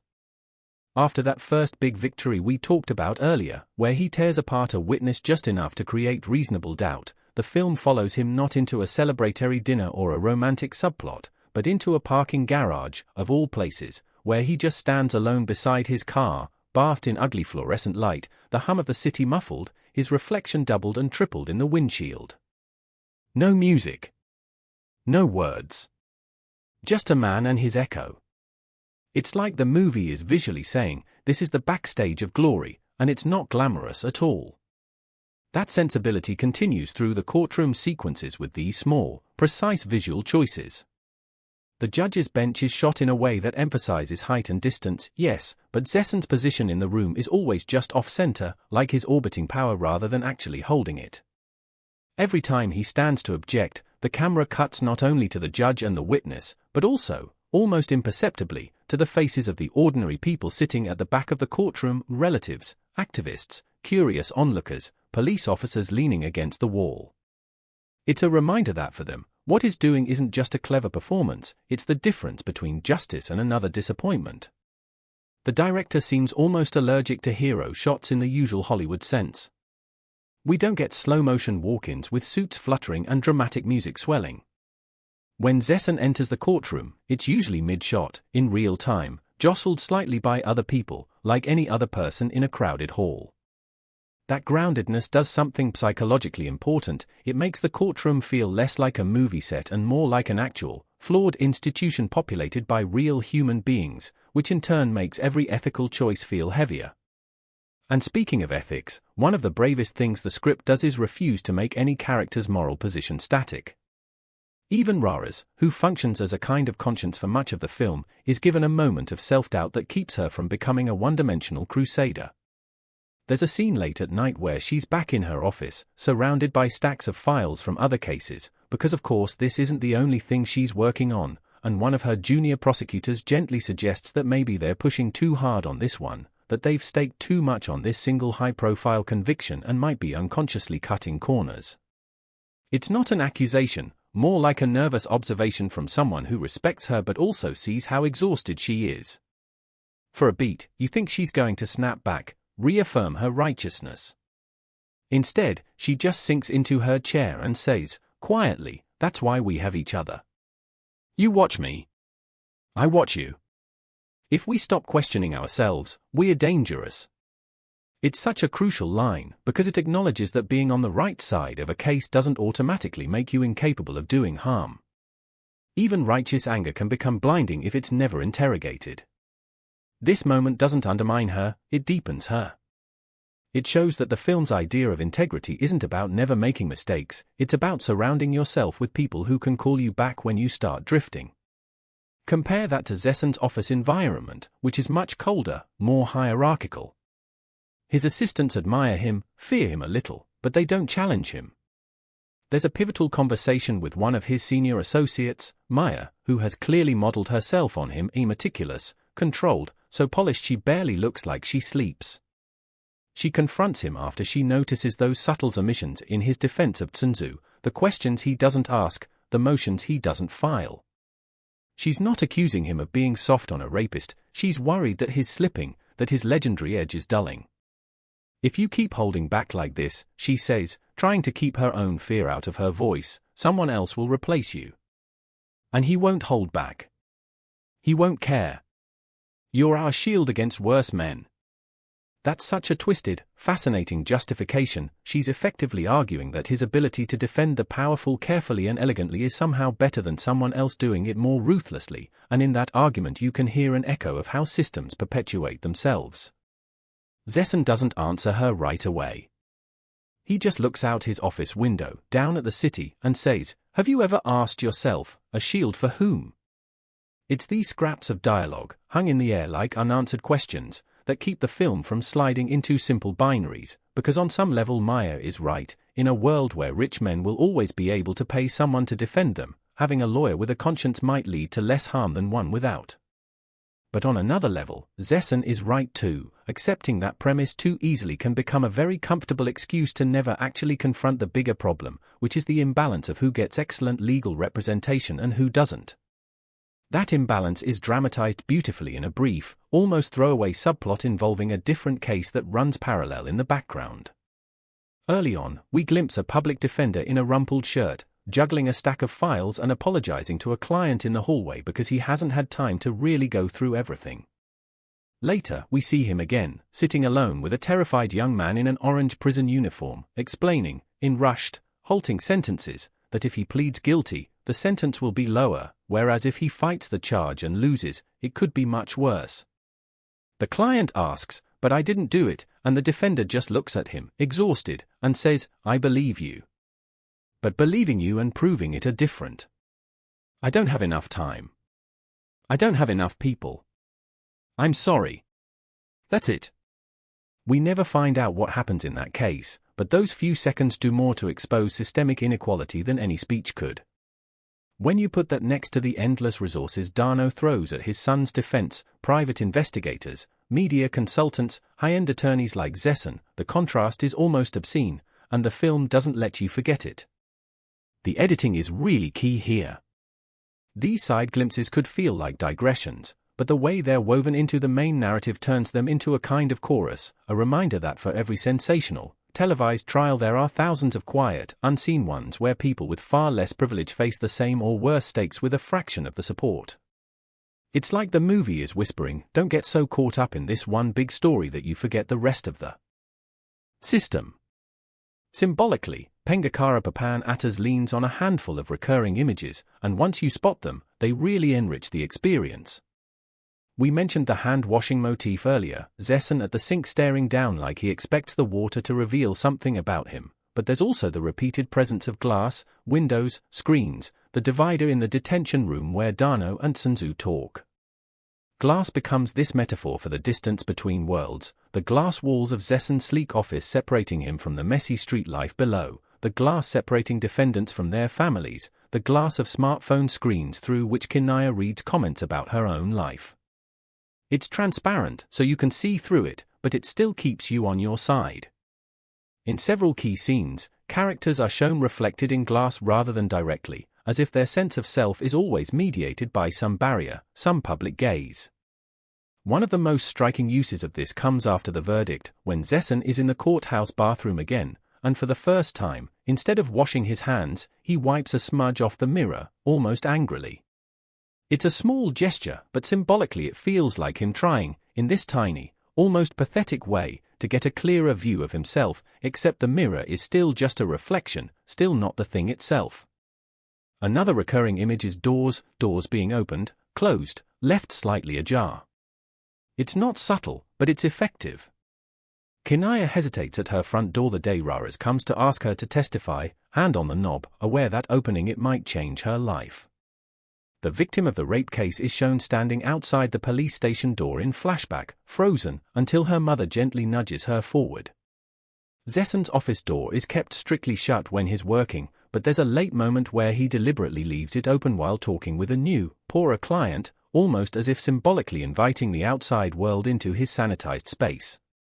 The cumulative effect of these images is to make you think about thresholds, the lines we cross when we decide to speak up, to stay silent, to take a case, to walk away. The film's attention to these tiny visual metaphors gives the story a kind of subconscious weight. Even if you're not consciously analyzing them while watching, you feel their presence. On the performance side, we've talked a lot about the lead actor playing Zesson, but I want to give some real credit to the supporting cast, because they do so much heavy lifting. The actress playing Raras, for instance, balances toughness with exhaustion in a way that feels painfully authentic. There's this look she gives, midway through the trial, when one of her key motions is denied on a technicality that she knows, deep down, was applied more strictly because of the political pressure around the case. It's not outrage or shock, it's this tiny, almost resigned eye roll, followed by a deep breath and a quick recalculation. You can see a whole career of similar disappointment in that one moment, the thousand small ways the system has told her not this time, and the stubbornness that keeps her coming back anyway. She's not there to be the incorruptible savior, she's there to be the person who keeps pushing against a wall, even as that wall barely budges. The actor playing Dano is another standout. It would be easy to make him a caricature, the cigar-chomping, corrupt tycoon, but instead, the performance is all quiet menace and soft-spoken entitlement. His danger lies in how reasonable he sounds. When he first approaches Zessen, he doesn't threaten him, he flatters him. He talks about the importance of maintaining public trust in the legal system, as if his hiring of the top lawyer is some kind of civic duty rather than an attempt to protect his son. In private, though, we see his mask slip. There's a chilling little scene where he calls a police contact and, in a few sentences, makes it clear that certain evidence better not go missing because that would be unfortunate for everyone. He never raises his voice, but the implication is crystal clear. Yet later, when he watches the home video of young Sunzu we mentioned before, the actor lets in just enough genuine grief that you almost feel sorry for him, which is wild given what he's done. That ability to make you almost pity a man like that, without ever absolving him, is a testament to both the writing and the performance. And then there's Pak Bram, Zessen's mentor. His scenes are few, but they're like anchor points in the film's moral landscape. He's not some saintly OBWAN figure, he lights his cigarettes with shaky hands, he has regrets, he admits that during his time on the bench, he probably let some guilty men walk and sent some innocents to prison without ever knowing for sure. His honesty about his own fallibility is what gives his advice to Zessen weight. When he tells Zessen, the law is a blunt instrument trying to perform surgery, it's both a metaphor and a confession. He's saying, we do the best we can with tools that will always leave scars. That line, I suspect, is one that a lot of people who work in or around the legal system might carry with them after the credits. The chemistry between Zessen and Bram is also fascinating because it's one of the only relationships in the film where Zessen lets himself be a little less guarded. There's a warmth there, a gratitude that peeks through his usual cool facade. When Bram eventually falls ill, a subplot that never becomes melodramatic but hangs like a quiet shadow, you sense that Zessen is losing one of the only people who really sees him beyond his public role. In a way, Bram's looming absence intensifies Zessen's internal crisis. Without that anchor, what will decide which way he leans next time? Moving beyond the film itself, it's worth looking at how Pengacara Papan fits into and maybe pushes forward the conversation about representation of sexual violence and legal systems on screen. We've had plenty of stories that show the cruelty of cross-examination, the trauma of testifying, the media circus that can surround high-profile cases, but this film's combination of local specificity and universal themes makes it stand out. In the Indonesian context, where patriarchal norms and victim-blaming narratives can be deeply embedded in both culture and institutions, seeing a mainstream film tackle those dynamics head-on, without softening them, is significant. The way the movie frames the protests outside the courtroom, for example, feels very much in conversation with real-world movements around gender justice in Southeast Asia, the hand-painted signs, the megaphones, the way older, more conservative passers-by sometimes shake their heads disapprovingly as they walk past. There are little details, like someone shouting "Jangan bawa-bawa budaya." Don't use culture as an excuse. That land with particular resonance if you're familiar with how often appeals to Thasian values or local culture are used to dismiss feminist activism. At the same time, the film doesn't present activism as pure or perfect, either. We see some protesters opportunistically using the case to promote their organizations, we see internal disagreements about tactics, whether to try to engage the court respectfully or to disrupt the proceedings, and we see how easily narratives get hijacked online. That complexity doesn't. System. Symbolically, Pengacara Papan leans on a handful of recurring images, and once you spot them, they really enrich the experience. We mentioned the hand-washing motif earlier, Zessen at the sink staring down like he expects the water to reveal something about him, but there's also the repeated presence of glass, windows, screens, the divider in the detention room where Dano and Sunzu talk. Glass becomes this metaphor for the distance between worlds, the glass walls of Zessen's sleek office separating him from the messy street life below, the glass separating defendants from their families, the glass of smartphone screens through which Kinaya reads comments about her own life. It's transparent, so you can see through it, but it still keeps you on your side. In several key scenes, characters are shown reflected in glass rather than directly, as if their sense of self is always mediated by some barrier, some public gaze. One of the most striking uses of this comes after the verdict, when Zessen is in the courthouse bathroom again, and for the first time, instead of washing his hands, he wipes a smudge off the mirror, almost angrily. It's a small gesture, but symbolically it feels like him trying, in this tiny, almost pathetic way, to get a clearer view of himself, except the mirror is still just a reflection, still not the thing itself. Another recurring image is doors being opened, closed, left slightly ajar. It's not subtle, but it's effective. Kinaya hesitates at her front door the day Raras comes to ask her to testify, hand on the knob, aware that opening it might change her life. The victim of the rape case is shown standing outside the police station door in flashback, frozen, until her mother gently nudges her forward. Zessen's office door is kept strictly shut when he's working, but there's a late moment where he deliberately leaves it open while talking with a new, poorer client, almost as if symbolically inviting the outside world into his sanitized space. The cumulative effect of these images is to make you think about thresholds, the lines we cross when we decide to speak up, to stay silent, to take a case, to walk away. The film's attention to these tiny visual metaphors gives the story a kind of subconscious weight, even if you're not consciously analyzing them while watching, you feel their presence.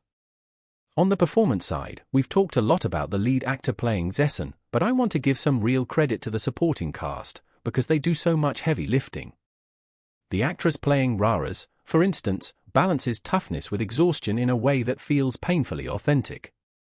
There's this look she gives, midway through the trial, when one of her key motions is denied on a technicality that she knows, deep down, was applied more strictly because of the political pressure around the case. It's not outrage or shock, it's this tiny, almost resigned eye roll, followed by a deep breath and a quick recalculation. You can see a whole career of similar disappointments in that one moment, the thousand small ways the system has told her not this time, and the stubbornness that keeps her coming back anyway. She's not there to be the incorruptible savior, she's there to be the person who keeps pushing against a wall, even as that wall barely budges. The actor playing Dano is another standout. It would be easy to make him a caricature, the cigar-chomping, corrupt tycoon, but instead, the performance is all quiet menace and soft-spoken entitlement. His danger lies in how reasonable he sounds. When he first approaches Zessen, he doesn't threaten him, he flatters him. He talks about the importance of maintaining public trust in the legal system, as if his hiring of the top lawyer is some kind of civic duty rather than an attempt to protect his son. In private, though, we see his mask slip. There's a chilling little scene where he calls a police contact and, in a few sentences, makes it clear that certain evidence better not go missing because that would be unfortunate for everyone. He never raises his voice, but the implication is crystal clear. Yet later, when he watches the home video of young Sunzu we mentioned before, the actor lets in just enough genuine grief that you almost feel sorry for him, which is wild given what he's done. That ability to make you almost pity a man like that, without ever absolving him, is a testament to both the writing and the performance. And then there's Pak Bram, Zessen's mentor. His scenes are few, but they're like anchor points in the film's moral landscape. He's not some saintly Oberwan figure, he lights his cigarettes with shaky hands, he has regrets, he admits that during his time on the bench, he probably let some guilty men walk and sent some innocents to prison without ever knowing for sure. His honesty about his own fallibility is what gives his advice to Zessen weight. When he tells Zessen, the law is a blunt instrument trying to perform surgery, it's both a metaphor and a confession. He's saying, we do the best we can with tools that will always leave scars. That line, I suspect, is one that a lot of people who work in or around the legal system might carry with them after the credits. The chemistry between Zessen and Bram is also fascinating because it's one of the only relationships in the film where Zessen lets himself be a little less guarded. There's a warmth there, a gratitude that peeks through his usual cool facade. When Bram eventually falls ill, a subplot that never becomes melodramatic but hangs like a quiet shadow, you sense that Zessen is losing one of the only people who really sees him beyond his public role. In a way, Bram's looming absence intensifies Zessen's internal crisis. Without that anchor, what will decide which way he leans next time? Moving beyond the film itself, it's worth looking at how Pengacara Papan fits into and maybe pushes forward the conversation about representation of sexual violence and legal systems on screen. We've had plenty of stories that show the cruelty of cross-examination, the trauma of testifying, the media circus that can surround high-profile cases, but this film's combination of local specificity and universal themes makes it stand out. In the Indonesian context, where patriarchal norms and victim-blaming narratives can be deeply embedded in both culture and institutions, seeing a mainstream film tackle those dynamics head-on, without softening them, is significant. The way the movie frames the protests outside the courtroom, for example, feels very much in conversation with real-world movements around gender justice in Southeast Asia, the hand-painted signs, the megaphones, the way older, more conservative passers-by sometimes shake their heads disapprovingly as they walk past. There are little details, like someone shouting "Jangan bawa-bawa budaya." Don't use culture as an excuse. That land with particular resonance if you're familiar with how often appeals to Asian values or local culture are used to dismiss feminist activism. At the same time, the film doesn't present activism as pure or perfect, either. We see some protesters opportunistically using the case to promote their organizations, we see internal disagreements about tactics, whether to try to engage the court respectfully or to disrupt the proceedings, and we see how easily narratives get hijacked online. That complexity doesn't undermine the legitimacy of the movement, it just acknowledges that social change is messy, factional, human. Globally, viewers might look at Pengacara Papan and recognize echoes of conversations happening everywhere about #Me Too, about the limits of legal remedies, about the role of defense attorneys in a system that presumes innocence yet often reeks of inequality.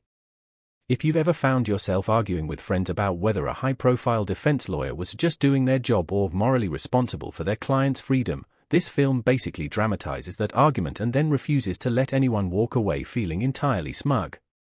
It doesn't vilify defense work wholesale, that would be too easy, but it also doesn't let that everyone deserves a defense line function as a moral get-out-of-jail-free card.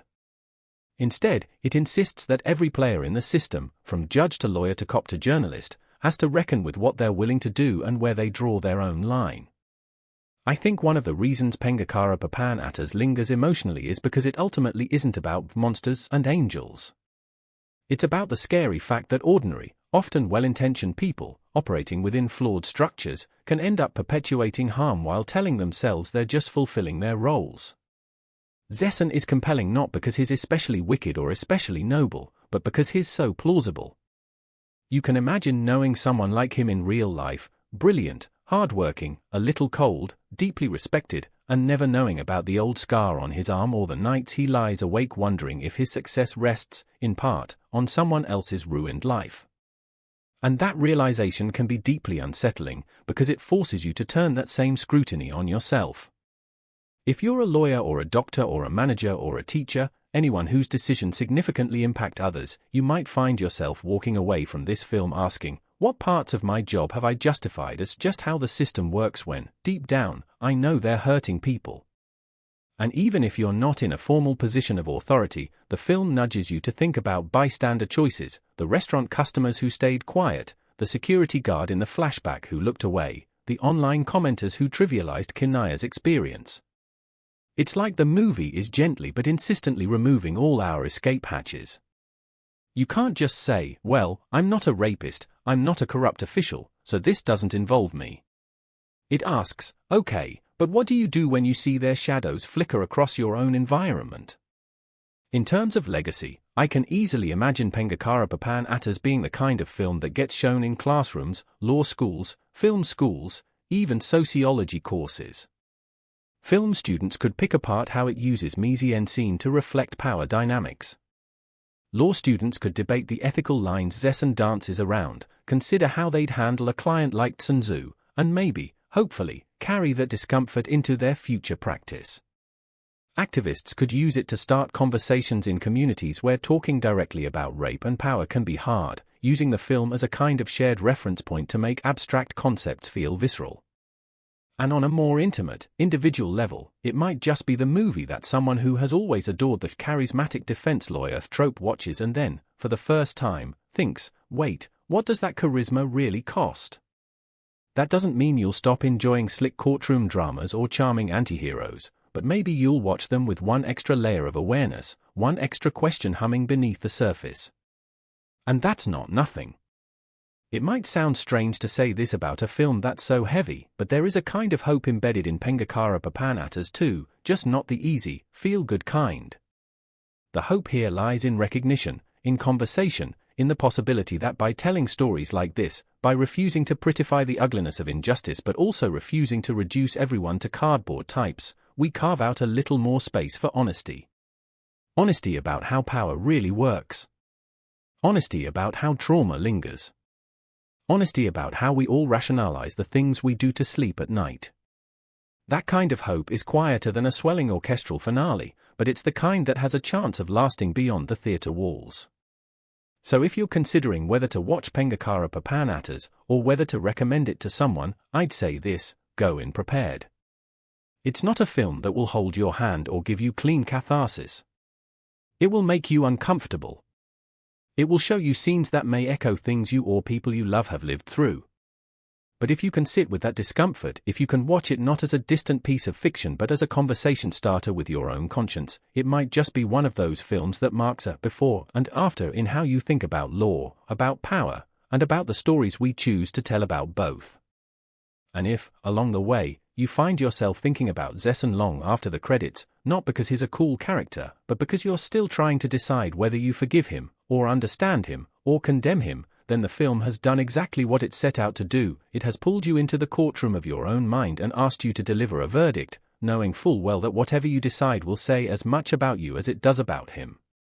Jakarta opens like a blade at night, a strip of chrome lights and rain that turns the city into a mirror, and in the reflection you can already feel the argument the film wants to start. You can hear the courtroom in the hum of the traffic, and you can almost see the weight of 1,000 eyes waiting for one man to step into the frame. That man is Zessen, the undefeated, the immaculate suit with the steady heartbeat, the lawyer whose name crawls across headlines like a promise and a threat, and he's walking toward a case that will bend his soul into a question mark, because at the center of Pengacara Papan lies the kind of moral ambush you can't wriggle free from, an ambush that begins not with a gavel, but with a glance, the recognitions that can haunt you more than any sentence, and the film knows this. It knows to start with a texture, not a statement. It knows to begin with the scrape of a chair in a restaurant where a man named Sun Tzu makes the air cold just by talking, makes it dangerous just by smiling, and a woman named Kinaya, pregnant, patient, waiting for her husband Harrow to return to the table, becomes a target because that is what power looks like when it believes no one will stop it.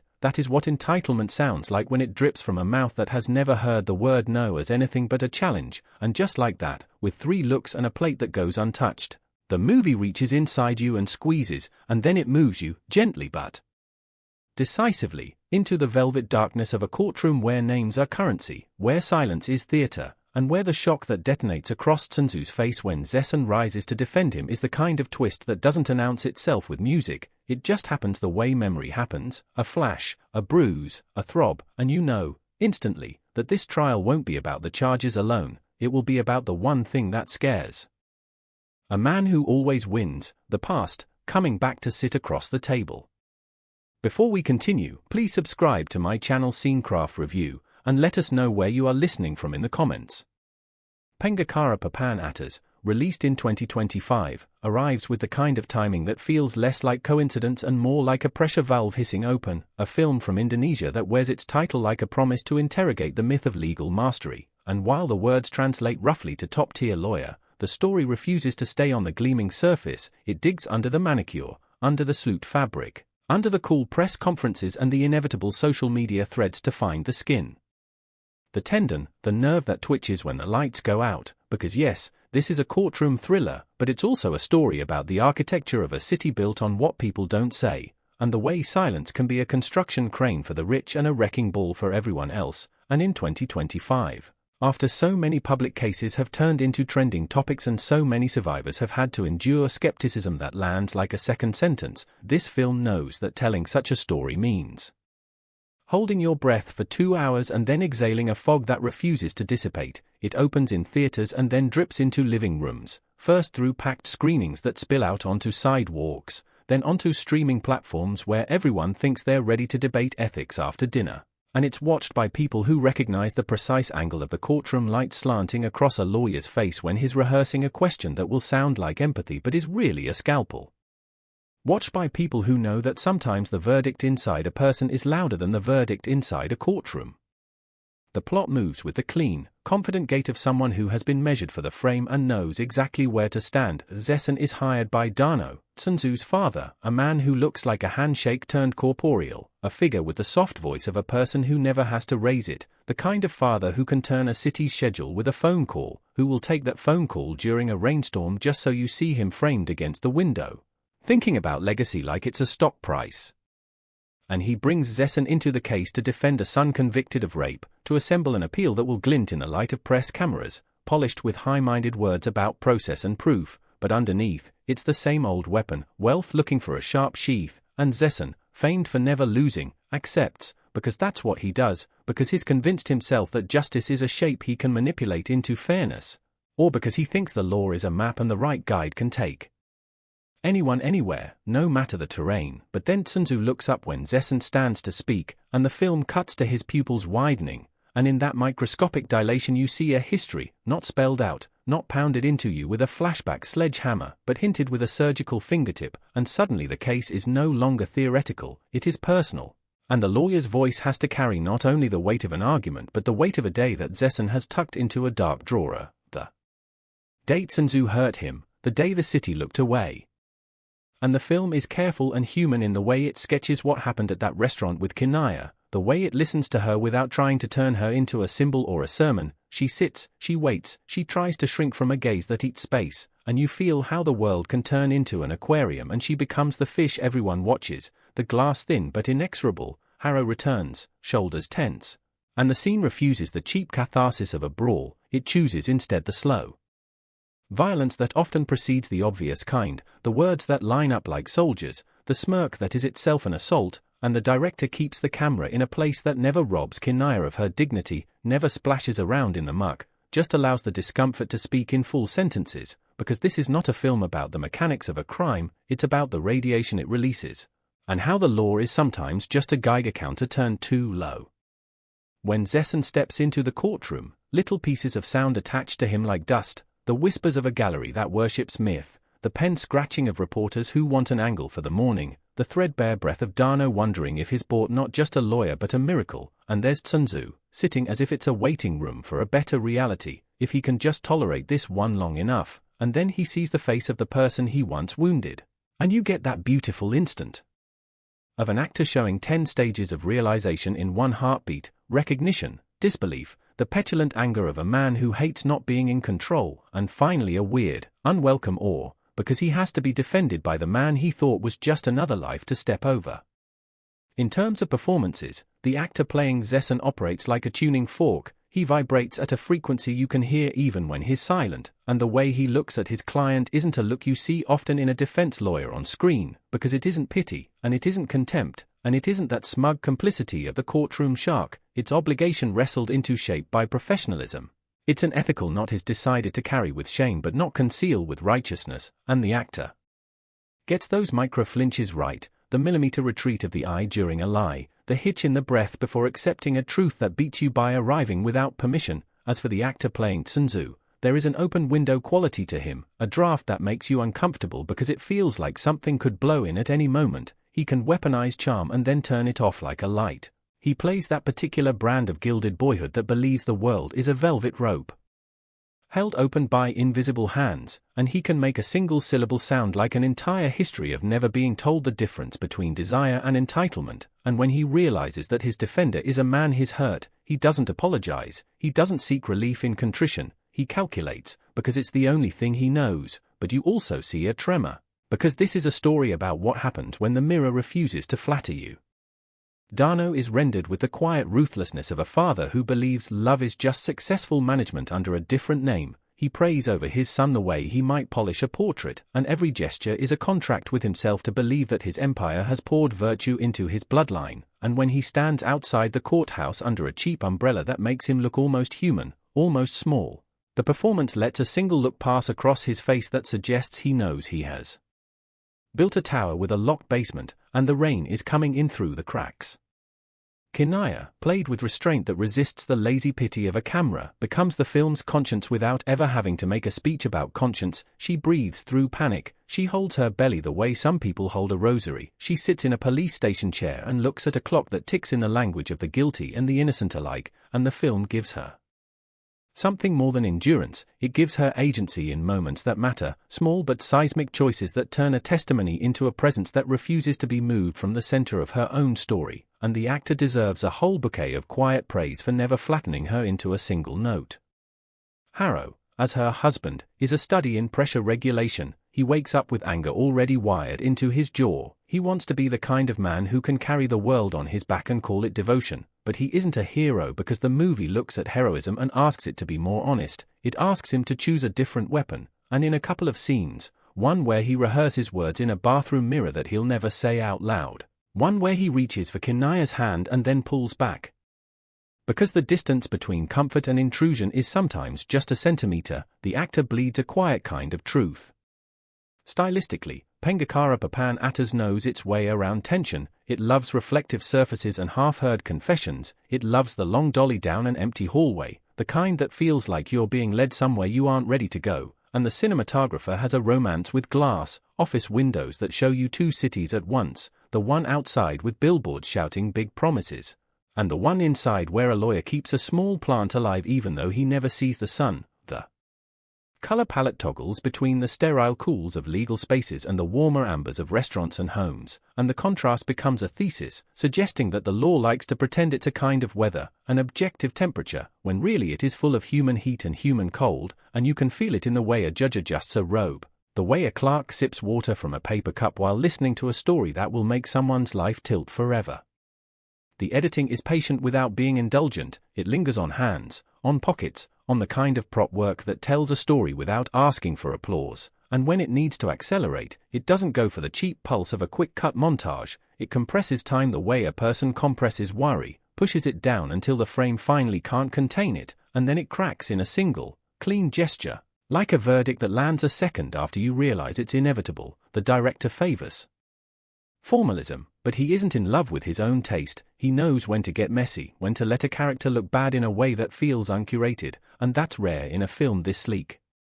Sound design is a quiet hero, the ceiling fan above a witness who is sweating out a memory, the distant call to prayer that hits a courtroom window at just the right pitch to make the silence feel full, the way footsteps change depending on who is walking, Zessen's measured leather, Tsunzu's impatience even in the sound of his shoes, Dano's almost noiseless power, and Kinaya's soft, careful tread that is half fear, half decision. It all accumulates into a portrait of a city that hears itself more than it speaks. The score is spare, almost ascetic, with strings that tug rather than shove, and a few percussive beats that mimic the sound of hearts thinking twice. In one of the film's best sequences, a cross-examination that becomes a dance with knives, the composer drops away entirely and lets the room breathe, lets the audience hold their breath in unison, and when the music returns, it's like a pulse in a wrist, reminding you that everyone in this room is a body, not just a plot function. And let's talk about that cross-examination, because it's the center of the film's ethical architecture. Zessen asks questions that he knows will pry open a story that is already bleeding, and he does it with a gentleness that looks like compassion but also looks like a weapon, and the film refuses to give him a free pass just because he isn't cruel. It asks you, as you watch him do his job, whether doing a job well absolves the harm it requires, and that is a question too many courtroom dramas love to ignore in favor of applause lines and gavel porn. Here, there is no applause, just a room trying to keep its temperature. If you've seen enough legal thrillers, you know the script by heart, the moment when the defense pulls a rabbit out of a hat, the surprise witness, the fumbled confession. Pengacara Papan doesn't care about rabbits, it cares about cages, and it knows that cages can be made of gold too. Instead of a surprise witness, it offers the surprise of acknowledgement, a scene where Zessen, alone in his office, fingers resting on a document he could use to destroy a person or to save him, and he chooses to speak to a colleague about the day he was hurt, not as a bid for pity but as a way to inject truth into his bloodstream before he walks back into court, and he's still going to do his job, because that is the superficial victory here. The only way he knows to prove that he is not a victim is to be a machine, to be perfect, and the film lets him have that posture, but it also shows you, in the slight tremble of a glass of water, that perfection can be a form of fear. The twist, that Sun Tzu harmed Zessen in the past, comes into focus not with exposition but through the way the men speak around each other. The restaurant scene is a clue, the courtroom becomes a mirror, and in a carefully staged flash of memory, we understand it as an arrogant young man treating another man's body like an object, in a corridor of a club, in the pre-dawn, with the city still drunk, and how the violence of entitlement can look like a joke that never dies, a shove that was supposed to be forgettable, but the film refuses to turn it into spectacle, refuses to feed that hunger. It keeps it in the half-light, because trauma doesn't need spotlights to be real, and it trusts you to be an adult, to fill in the blanks without making it worse in your mind than it needs to be to matter. It also trusts that the real story is not how, but that it happened at all, and the accretion of its aftermath. A man who never walks down a certain street, a man who has trained himself to laugh at certain kinds of jokes because it's easier than letting the room recognize his offense like a dog smelling fear. All this is where the film hangs its heart. Thematically, this is a story about the cost of victory. If you win every case, do you lose the ability to hear yourself clearly, or is winning the only way to make the world listen when your own voice once got drowned? It's about masculinity that has not learned how to speak, only how to dominate, about the nepotistic scaffolds that pretend they are protecting families while actually corroding them, and it's about bystanders, the invisible cast that makes crimes possible, the waiter who doesn't intervene because he fears the tip will evaporate, the friend who says it's not his business, the colleague who advises pragmatism because principle won't pay the rent. The film suggests that bystander energy is the one element of cultural electricity that truly powers the machine of harm, and then it points its lens at the one man who has chosen to be anything but a bystander and asks him to look at himself and reconsider the definition of intervention.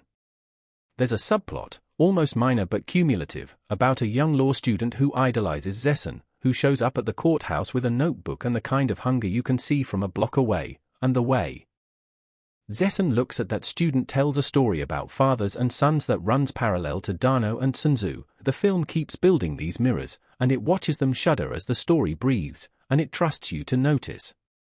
Pacing-wise, it's a slow burn built from a box of matches rather than a bonfire. Each scene is a strike against the eraser of accountability, and then you reach the midpoint, where the defense suddenly has something that looks like reasonable doubt on a platter, and the movie knows you're expecting a victory lap, but instead it cuts to a scene at home with Kinaya watching laundry spin, and you understand, viscerally, that reasonable doubt does nothing to the body that trembles in a grocery aisle when she sees a man who looks like the one who hurt her. That doubt is a legal concept that can't salvage an afternoon, and that's where the film puts its flag, not in the chamber where arguments echo, but in the kitchen where silence has a taste.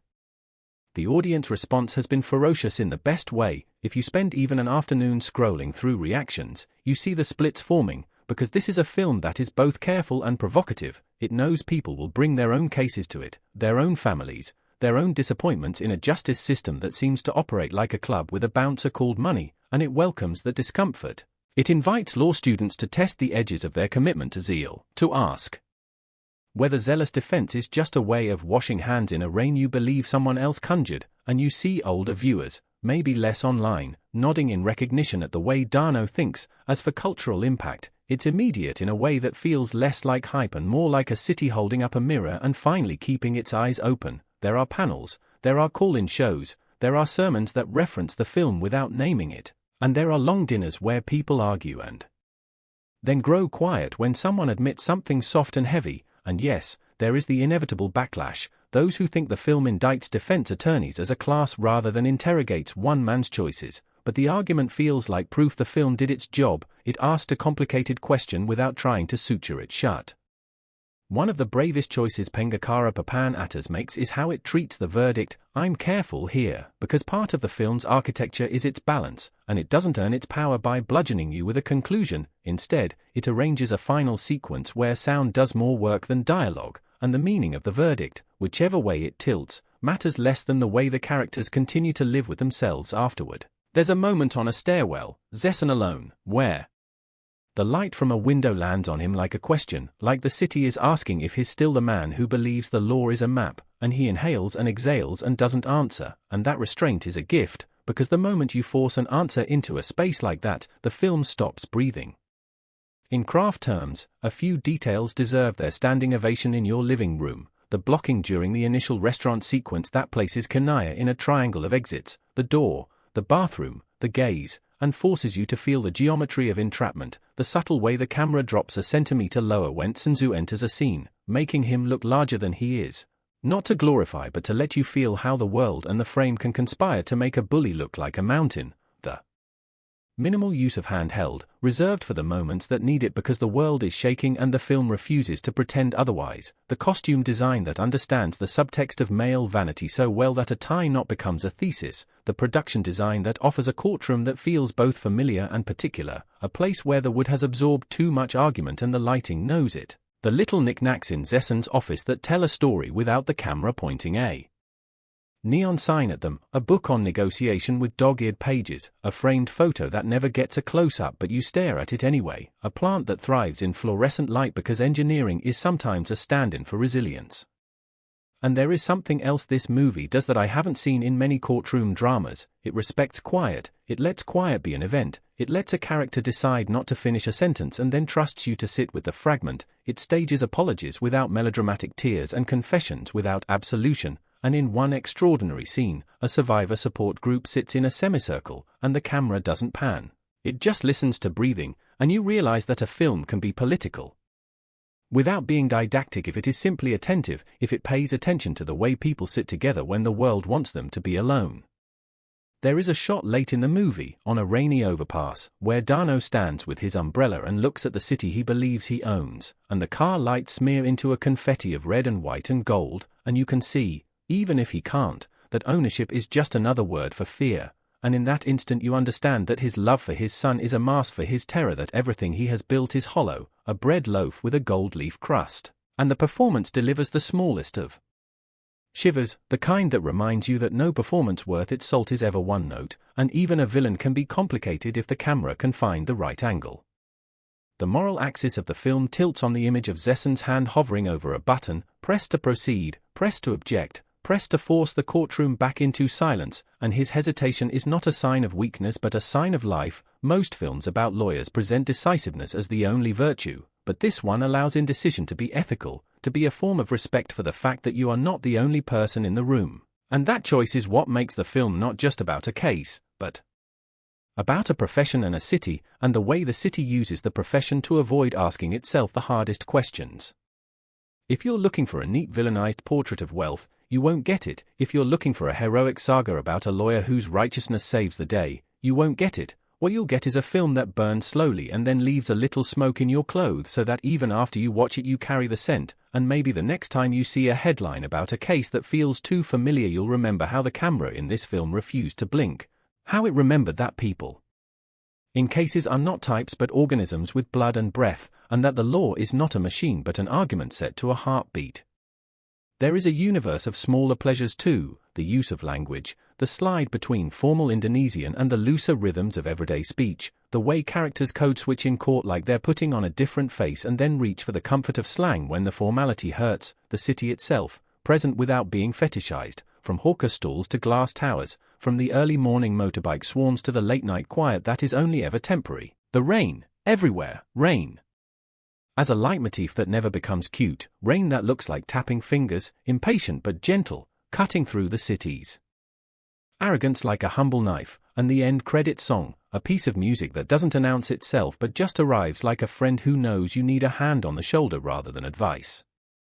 If I have a quarrel, it is only with the occasional explanatory moment the film didn't need, there's a small feeling that one of the courtroom monologues, elegant as it is, says aloud what the film has already shown in the way a witness refuses to look at her hands, and maybe that is a concession to the parts of the audience that need words to accompany gestures. But that is a small matter in a film that is otherwise so deft that you almost forget how hard it is to be deft at all. And perhaps the most important thing I can say is this: the film never uses Kinaya as a ladder for someone else's moral growth, it never barters her pain for a man's awakening, and that alone is worth a deep breath of gratitude, because we have all watched too many stories that do not understand the difference between presence and plot device. So here we are, with a final thought in the mouth. Pengacara Papan Atas is not just about whether the law can be fair in a world designed to be unfair, it's about whether a man can still see himself clearly after years of winning, it's about the way power's first language is denial and its second language is charm, and it's about the possibility, however small, that we can choose to be citizens rather than spectators when the camera turns away. The film ends without fireworks and leaves a hum in your chest, and that hum is the sound of a question knocking, not to be answered in a comment section or an applause break, but to be carried into your next conversation with someone you love, into your next decision about how to behave when the world gives you a chance to look away. And as we put this film back onto the shelf of the year where it belongs, near the work that tries to honor complexity rather than assassinate it, I'll leave you with this: some stories ask for your attention, this one asks for your reflection, some films ask what happened, this one asks who we are while things are happening, and I think that makes all the difference, because even if you can't change a verdict, you can change your response to the person next to you, and the next time a laugh feels warm but is actually cold, you can choose to admit what you feel and say no, to see yourself as a participant in a world that is always trying to draft you into silence, and if that feels too heavy for a Friday night watch, the movie's answer is simple: good, a film should be able to hold you and shake you in the same hour, and this one does, with grace, with craft, and with a stubborn faith that stories are not knives or shields but mirrors, and you already know what to do when a mirror shows you something you don't want to see. You don't break it, you breathe, and then you decide how to live.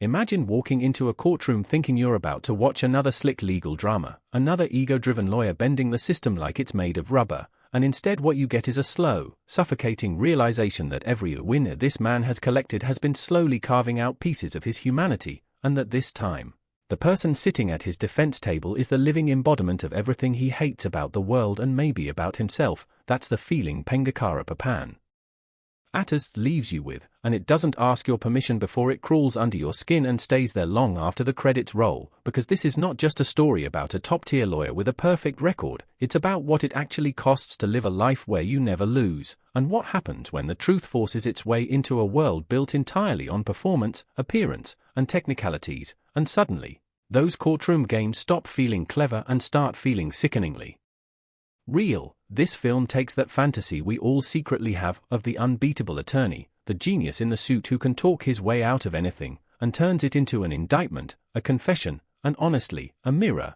And if you've ever watched a legal thriller and thought, what if winning is the wrong thing here, this movie is the answer you might not be ready to hear, because from the very first scene, Pengacara Papan Atas makes you deeply uncomfortable in a way that feels intentional, almost surgical, starting with its central figure, Zesan, the legendary lawyer who hasn't lost a single case in his career, a man whose name is whispered in corridors and shouted in headlines, a man whose presence in a courtroom is supposed to mean salvation for whoever can afford his fees, a man who walks into this story as a champion and walks out of it. Well, that's the question the film keeps twisting in your gut. And standing opposite him in that same courtroom is Tsunzu, the privileged son of Dano, an influential businessman with political reach, a young man recently convicted in a high-profile case of sexual violence, and you expect the movie to go the way so many stories go: powerful father hires powerful lawyer, powerful system bends, justice blurs, and we all leave the theater feeling cynical. But this film, as polished and calculated as it is in its construction, is not content with cynicism alone. It wants something messier, crueler, and, in a strange way, more honest, and it starts by putting us in a restaurant, not in a courtroom, not in a police station, but in something as everyday as a slightly too bright, slightly too loud Jakarta upscale restaurant, where Tsunzu, drunk on ego and comfort, locks his gaze on Kinaya, a pregnant woman just trying to eat dinner with her husband Harrow, and in those few tense minutes of provocation and harassment, The movie quietly tells you everything you need to know about who Tsunzu is, about how danger can walk into your evening. In a nice shirt with expensive cologne and a family name that makes security guards hesitate before they interfere, it's ugly, but the ugliness isn't loud. There's no over-the-top violence here, just that small, insidious form of violation where a man decides that a woman's discomfort is entertainment, where a husband's anger is dismissed, where a baby is a non-factor in his calculus of power, and yet, for all the immediate moral clarity of that moment, the movie holds back on explaining why. This scene matters more than it already does, and that's because the real punch comes later when the case moves to court and the narrative threads start to tighten around Zessen himself, and you realize this is less about one incident, more about a lifetime of them. Before we dive into all of that, though, and before we start breaking down how this film twists the idea of justice into something almost unrecognizable, let me slip in something less heavy but still important for this channel. Before we continue, please subscribe to my channel Scenecraft Review, and let us know where you are listening from in the comments. It really helps more people who love deep dives into movies like this find the video, and I'm genuinely curious which part of the world you're hearing about this intense Indonesian legal drama from, because trust me, this is one of those stories you're going to want to talk about with someone afterward, even if it's just to say, I don't know how to feel about what I just watched. Now, Pengacara Papan Atas, released in 2025, arrives in a cinematic landscape that's already seen its fair share of courtroom dramas and legal thrillers, but very few from Indonesia that cut this close to the bone, directed by the fictitious but entirely convincing presence of Rizal Atmaja, who in the universe of the film's marketing is already known for gritty urban dramas and razor-sharp character work. This movie premiered at a major Southeast Asian film festival and quickly became the film everyone argued about, not just because of its subject matter, but because of how precisely it uses the language of mainstream cinema to talk about something that usually gets buried in hashtags and headlines. Imagine the look of a prestige Netflix legal series: slick glass buildings, low-key corporate fashion, neon reflections off wet asphalt at night, mixed with the emotional rawness of an indie drama where every silence matters, and you get close to what this film feels like. It's polished, but the polish is a trap. It's there to lull you into thinking you know what kind of movie you're watching, so that when it shifts, you feel it like the floor dropping underneath you, and at the center of that shift is Zessen, this larger-than-life attorney who lives in a minimalist high-rise, moves through the city in a black sedan with tinted windows, and carries himself like gravity bends just a little around him. The film does something clever with him early on. It introduces his perfection through other people's mouths, through whispers like, "He's never lost, if you have Zessen, you're already free." Even the judges are nervous around him, and we don't actually see him speak in a courtroom for a good chunk of the opening, which builds this aura around him. We see his hands, his reflection in glass, his shoes crossing the marble floor, his name on a door, but not his face fully engaged in that public performance he's known for. And when we finally do, it's not in the case that will define the rest of the film, but in a corporate dispute that he wins. With surgical elegance, casually dismantling a witness without ever raising his voice, a masterclass in making the jury, or in this case, the panel of judges, lean toward him almost involuntarily, and then he walks out, leaving the losing side stunned, and instead of basking in the win, the camera lingers on this tiny flicker of emptiness in his eyes as the applause from his client's entourage fades into background noise, and right there, without a word, the movie tells you this man is tired of winning. He may not admit it yet, he may not even understand it, but on some level, Zessen knows the scoreboard that the world admires is not the one that actually matters, and that dissonance is what primes him, and us, for what's coming. The case that pulls him from the sleek world of corporate victories into the raw chaos of public outrage enters his life, fittingly, as a file, as a thick stack of papers dropped onto his desk by his associate late at night, when the city is humming outside his window and he's standing alone, looking down at Jakarta like it's something he conquered but no longer recognizes. The file bears the name we've already seen at the restaurant, the name the news has been repeating for weeks: Tsunzu Dano. And the film very smartly lets us know more about Tsunzu than Zessen does at this moment, because we've seen that restaurant scene, we've felt that sick mix of anger and helplessness watching him lean over Kinaya's table, throwing crude jokes cloaked as teasing, making comments about her body and pregnancy while his friends laugh, while Harrow tries to hold himself together, while Kinaya's face cycles through fear, disgust, and a forced, brittle calm. The camera doesn't cut away to some dramatic confrontation right away. It stays uncomfortably close on their faces, the way Harrow's hand curls into a fist under the table, the way Kinaya pulls her chair in closer, the way the restaurant staff look over and then look away once they recognize who Tsunzu's father is, it's all written on their faces, that social calculus that says, we know this is wrong, but is it worth risking our jobs, our place, our safety? And by the time Harrow finally stands up and shoves Tsunzu away from his wife, the tension is already at a breaking point, and security steps in, not to protect Kinaya, but to defuse the situation, because the world in this film is not built around justice, it's built around avoiding inconvenience for the powerful. Still, there's phone footage, there are blurry clips and half-heard audio that will end up all over social media later, and this seemingly isolated restaurant incident is actually the second red flag, because the file on Zesen's desk concerns something even darker. Tsunzu has been sentenced in a rape case involving a young woman named Olya, a college student whose life has been shattered not only by what allegedly happened in a hotel room after a night out, but by the aftermath, the online abuse, the character attacks, the endless debate over whether she's really a victim, and Dano, desperate to salvage his son's future and his own political aspirations, decides to try one last thing: appeal the conviction by hiring the one man who never loses, the man whose name can shift narratives, soften headlines, and plant doubt in the minds of both judges and the public. And here's where the movie does something fascinating: it doesn't immediately make Zesen the villain for taking the case, and it doesn't immediately make him the hero for hesitating either. Instead, it lets us into that liminal space of his conscience, where professional pride, financial incentive, and something deeply buried from his past collide. At first, when Dano walks into Zesen's office with his entourage and his polished apology about my son's mistakes being exaggerated by the media, we think we know how this will go: a deal will be struck, a fee will be agreed on, and Zesen will step into court with that signature calm confidence. But as Dano speaks, as he frames his son as the victim of a witch hunt, as he hints that maybe Olya misunderstood what happened, that the relationship was complicated, Zesen's gaze drifts, not rudely, not obviously, but just enough that we see his mind is somewhere else, maybe replaying something we don't know yet. And it's only when Dano formally says the name Tsunzu in that room that we get one of the most important reaction shots in the film: a tiny, almost imperceptible tightening around Zesen's jaw, the faintest flicker of recognition in his eyes. So quick we might think we imagined it if the score didn't subtly shift under it, a low, uneasy note that tells us this is not the first time those two names, Zesen and Tsunzu, have existed in the same memory.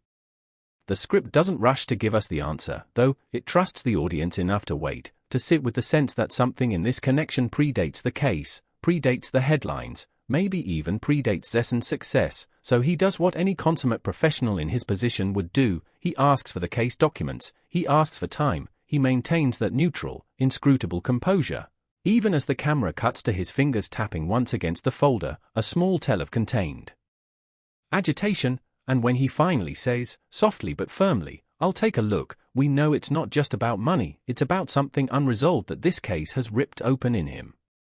From here, the film walks a tightrope with spoilers, and I'm going to be mindful of that for a minute, because a huge part of what makes Pengacara Papan so gripping is the way it layers revelations, both plot-wise and emotionally. But to understand why this movie hits as hard as it does, we do need to talk about how it builds Zesen's internal conflict while also painting a terrifyingly believable picture of how public, high-profile sexual violence cases play out in a society that still struggles with victim blaming and class imbalance.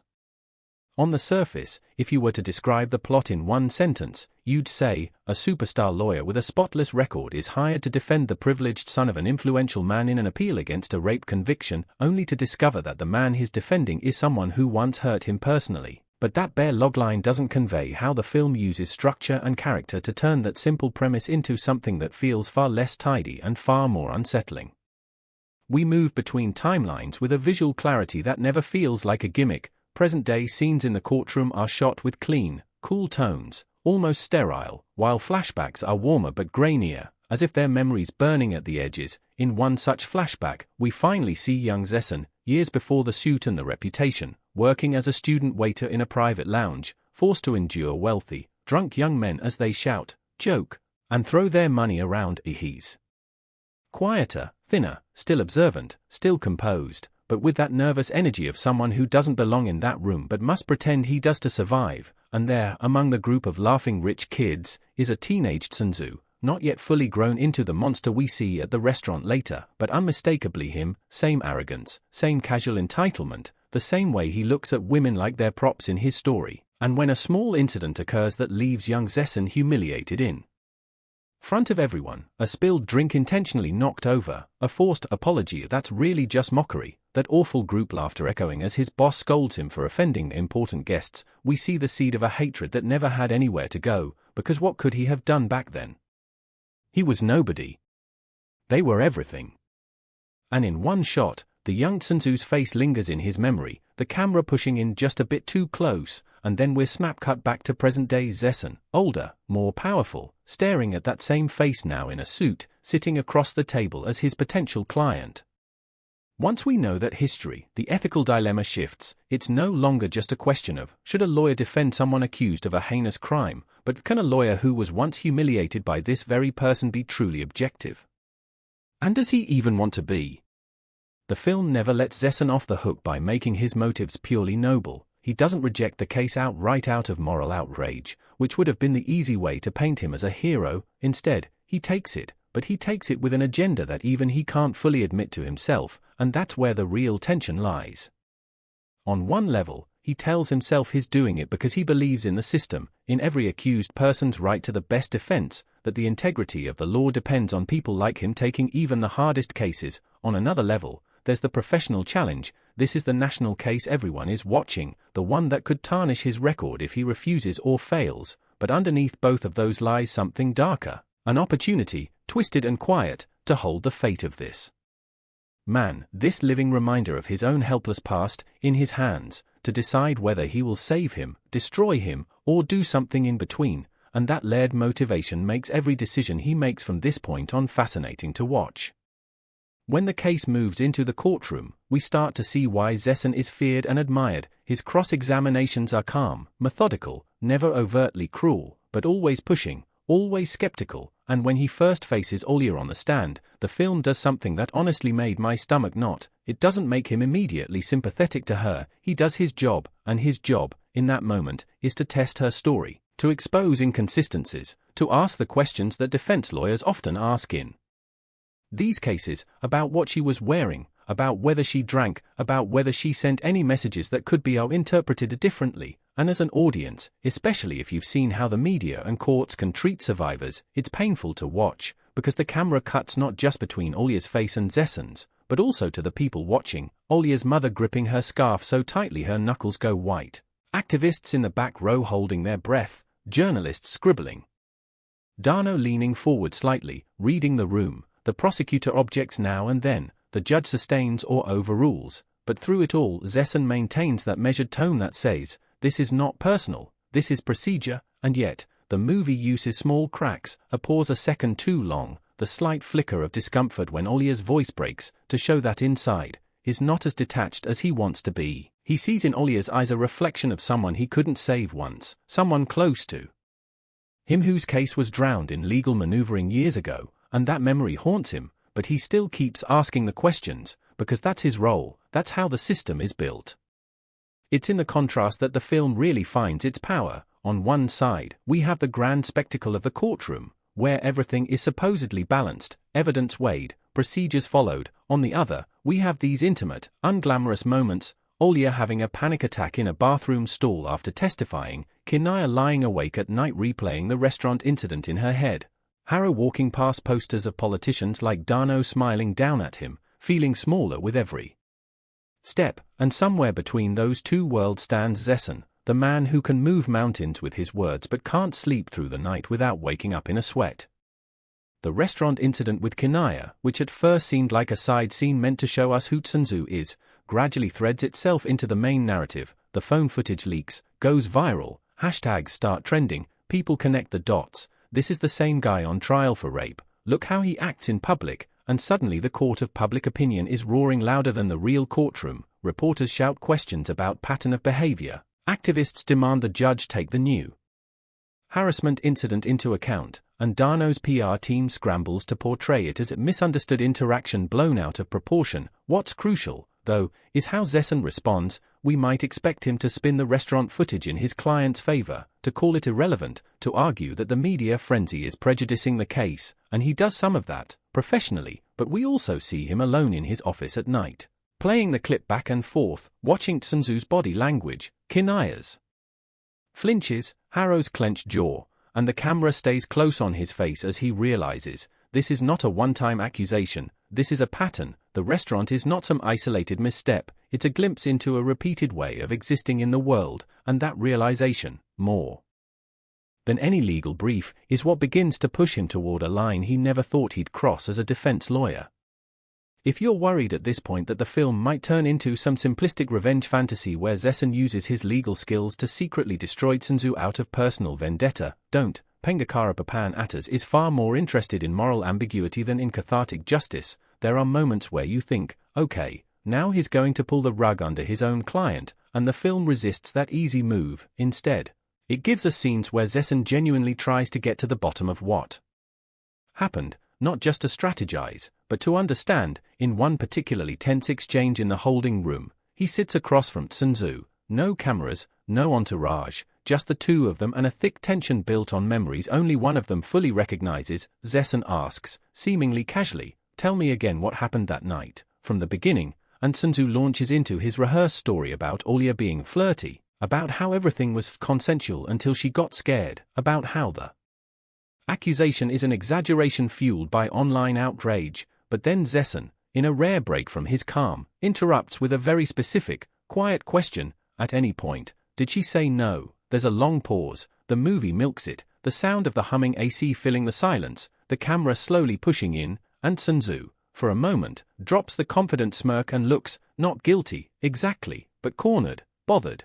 Like he's more annoyed at being asked than at what the question implies. He doesn't answer directly, he dodges, he says something like, you're supposed to be on my side, and in that small refusal, in that unwillingness to engage with the most basic moral line, Zessen's suspicions harden. He might not know every detail of that night, and the film never exploits Olia's trauma with explicit flashbacks. We never see the assault itself, which is an incredibly respectful choice, but we don't need to. We know what kind of person Tsunzu is from how he behaves when he thinks the world owes him indulgence. That's enough.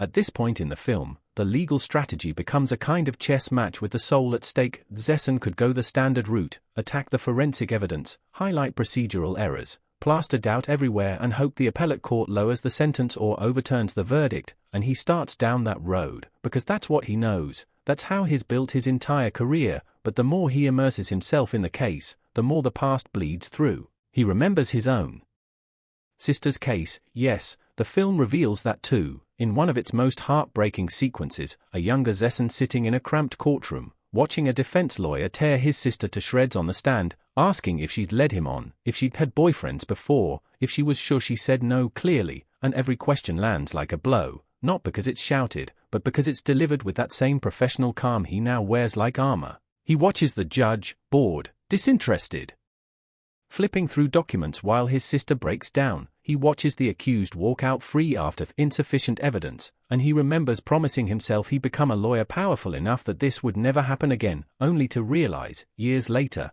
that in chasing that power, he replicated the same tactics, just on a higher level, for richer clients. And now, with Tsunzu, he sees a forked path. He can keep doing what he does, securing another win, preserving his perfect record at the cost of repeating the harm that broke his family, or he can change something, even if he doesn't quite know how.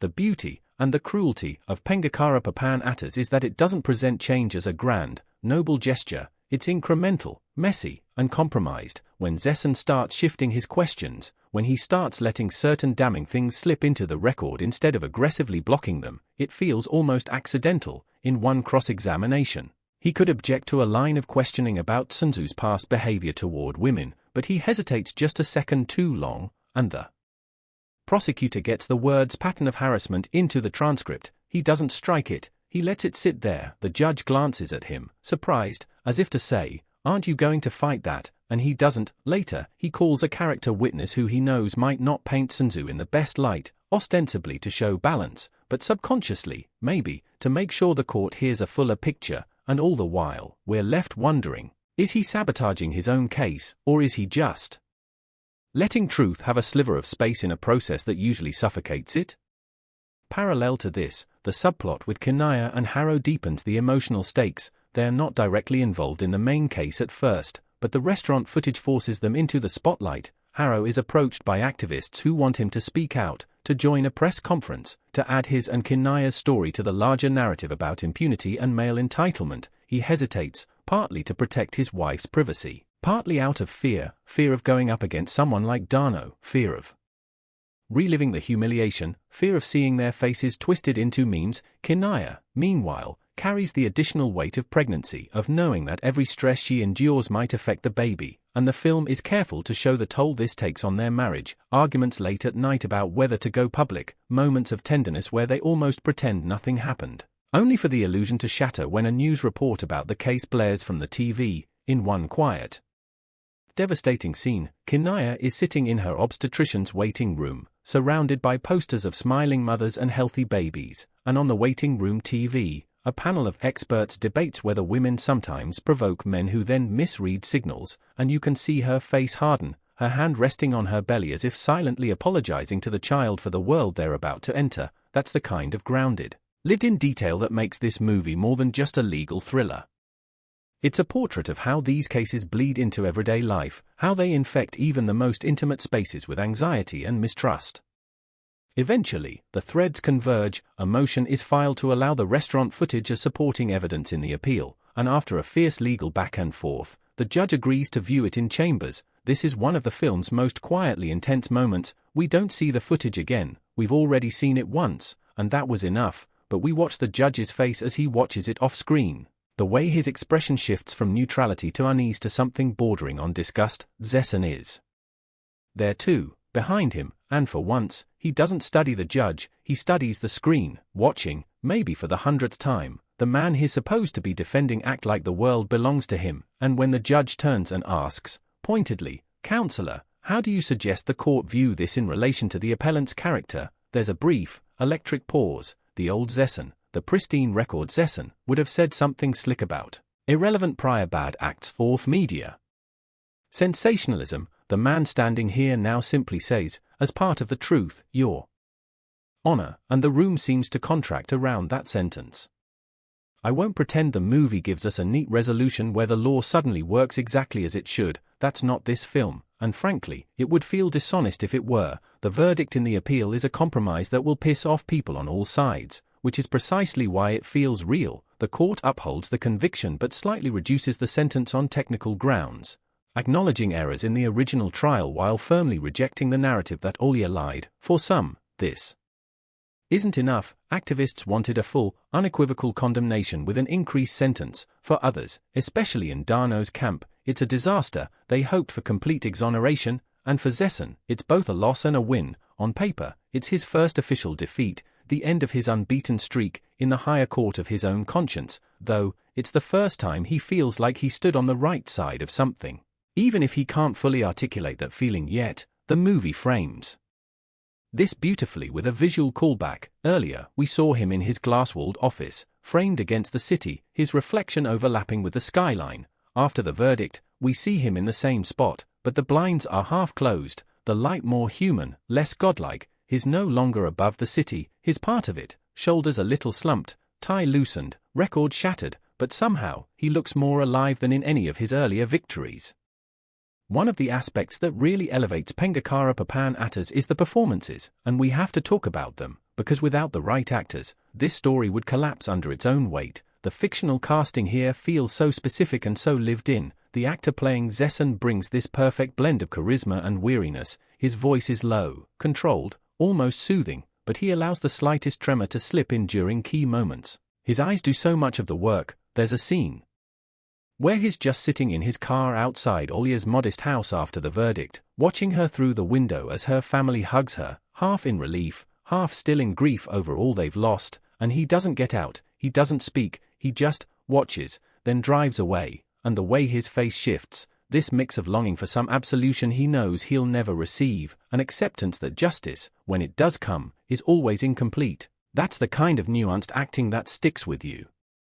The actor portraying Sun Tzu, meanwhile, has the incredibly difficult task of making us believe that this man is both a product of the environment that shaped him and still fully responsible for his choices. He plays entitlement not as cartoonish villainy, but as a default setting, the way he occupies space, the way he interrupts people without even noticing, the way he laughs off criticism as people being too sensitive. Yet there are flickers of fear too, fear of losing his status, fear of going to prison, fear of being publicly named as what he is. The script wisely never seeks to redeem him, but it also refuses to flatten him into a one-note monster. He's a person whose humanity only serves to make his actions more chilling, because he knows what he's doing and chooses it anyway. Dano, the father, is another standout, a political operator who genuinely loves his son in his own flawed way, but whose love is tangled up with ego, legacy, and denial. There's a heartbreaking scene where he finally, privately, asks Sun Tzu, if everything they said is true, would you tell me? And Sun Tzu pauses, looks at his father, and instead of answering, hugs him, saying, "You're the only one who believes in me." And you see in Dano's eyes that tiny flicker of doubt get crushed under the weight of that emotional manipulation. He chooses comfort over truth, because to accept the possibility that his son did this would mean confronting his own role in raising him to think the world would never hold him accountable.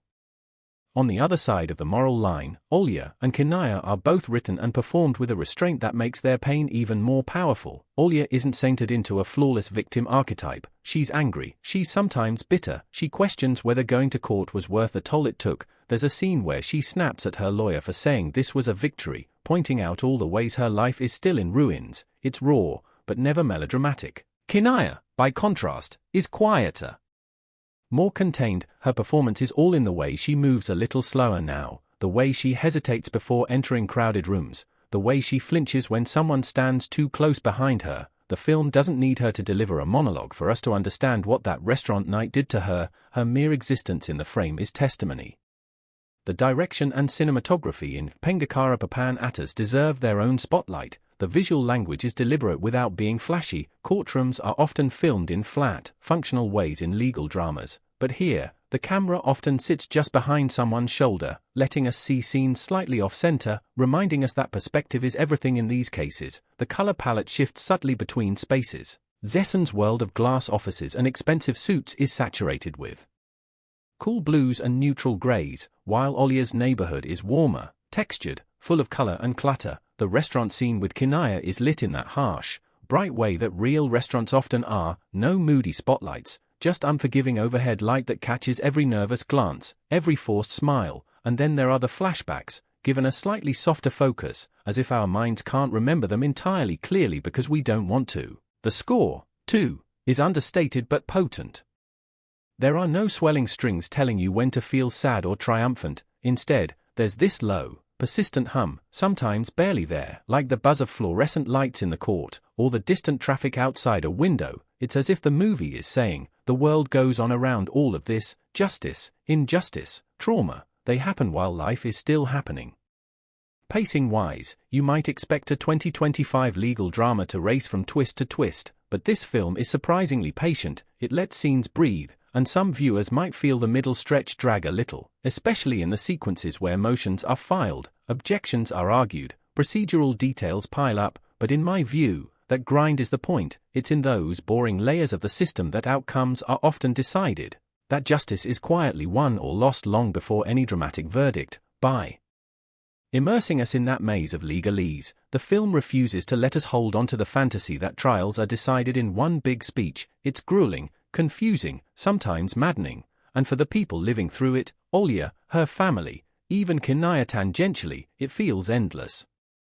Thematically, Pengacara Papan is rich without ever feeling like a lecture. Yes, it's clearly about sexual violence and how societies respond to it, but at its core, it's also about responsibility, personal, professional, generational. Zesson's arc forces us to ask, can you spend your whole life participating in a system that hurts people and then one day decide you're going to be better? Is one ethical choice enough to offset a career of moral compromise? The movie doesn't absolve him, it just shows him finally opening his eyes, and then leaves us sitting with him in the discomfort. For some, that might not feel satisfying. You might want him punished more directly for all the times he aggressively defended men like Sun Tzu. but the film seems more interested in portraying the subtle forms of self-punishment that come when you realize too late what your victories have cost. There's also a powerful commentary here on class and power in Indonesia, though the film's specifics resonate way beyond any one country. Darno's influence over media narratives, his ability to secure the best lawyer, his attempts to manage public outrage with statements and charitable donations, all of that feels horribly familiar in a world where we see, again and again, wealthy men accused of violent crimes using PR and legal firepower to reshape reality. Pengacara Papan doesn't claim that the law is useless, but it does insist that the law alone is not enough. Public opinion, activism, survivors speaking out, all of these elements pressure institutions into doing better, and the film honors that while also being honest about the toll it takes on the people at the center of the storm. One of my favorite sequences, in terms of pure theme and character, comes toward the end, after the verdict, when Zesan visits his childhood neighborhood for the first time in years. He walks past the cramped houses, the food stalls, the kids playing in the alley, and there's this sense of a man returning not just to a place, but to a version of himself he left behind. He ends up at the tiny warung where he used to work as a waiter, the one we saw in flashback when Isenzu and his friends humiliated him. It's under new management now, the table's different, the colors faded. He sits down, orders a simple meal, and the camera stays on him almost the entire time as he eats in silence. No one recognizes him here as the great lawyer. There are no clients, no headlines, no record, just a man and his food, and then he takes out his phone, scrolls through messages he hasn't answered, from reporters, from colleagues, from Darno who calls him a traitor without using the word, and he instead opens the draft of a resignation letter to his firm. He doesn't send it, he just stares at it, thumb hovering over the screen. We never see whether he quits or not, and that's such a bold choice. Instead of giving us an easy catharsis of, he leaves it all behind and opens a legal aid clinic, the film leaves him at a crossroads, because real change is hard, and it rarely happens in one big dramatic gesture. It's a series of choices, and we only see the first of many he'll have to make. Now, how did audiences react to all of this?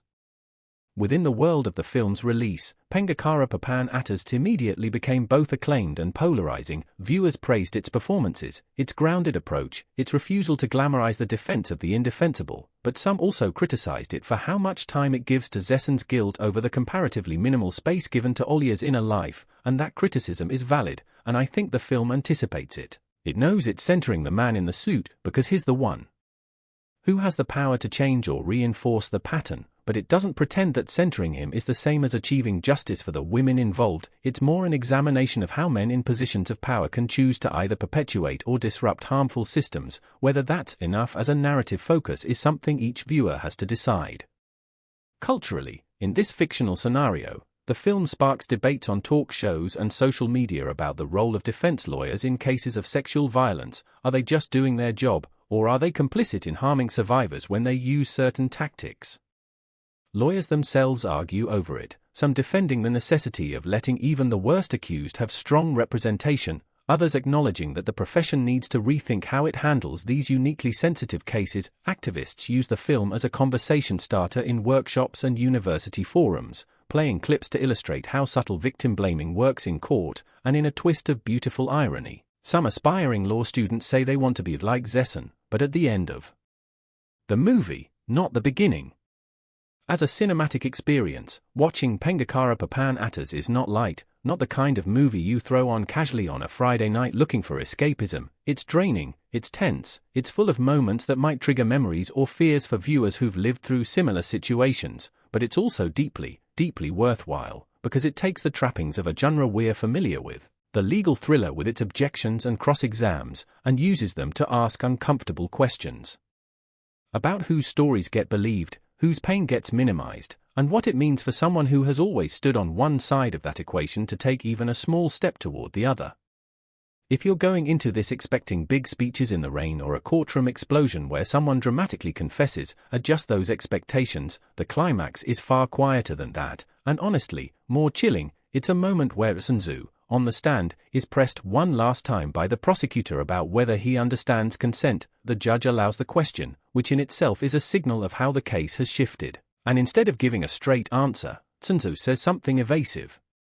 Like, things happen in the moment, it's complicated, and there's this long pause where you feel the entire courtroom realize that this man doesn't see what he's done, doesn't even have the language to admit it to himself. That non-answer, that refusal to engage with the simplest moral question, hangs heavier than any confession, because it tells you that even with the law closing in, his inner world remains untouched. It's in that silence that the film locates its true horror, not in the act itself, which it sensitively avoids depicting, but in the mindset that allows it and then shrugs it off as a misunderstanding. By the time the credits roll, we've watched a man who built a life on clarity and control drown in ambiguity. We've watched victims who were told to trust the system but discover that at best, it gives them partial recognition, not healing. We've watched a society that loves to talk about upholding morality struggle to actually practice it when it inconveniences the powerful, and yet, the film is not nihilistic in the small acts. Olia choosing to testify, Kinaya agreeing to speak out even while pregnant, Harrow standing beside her despite his fear, Zessen choosing not to bury the truth entirely. There is a sense of movement, of something shifting, even if it's just by a few degrees. Change, the film suggests, isn't a dramatic overturning, it's 1,000 tiny cracks in a wall that once seemed unbreakable.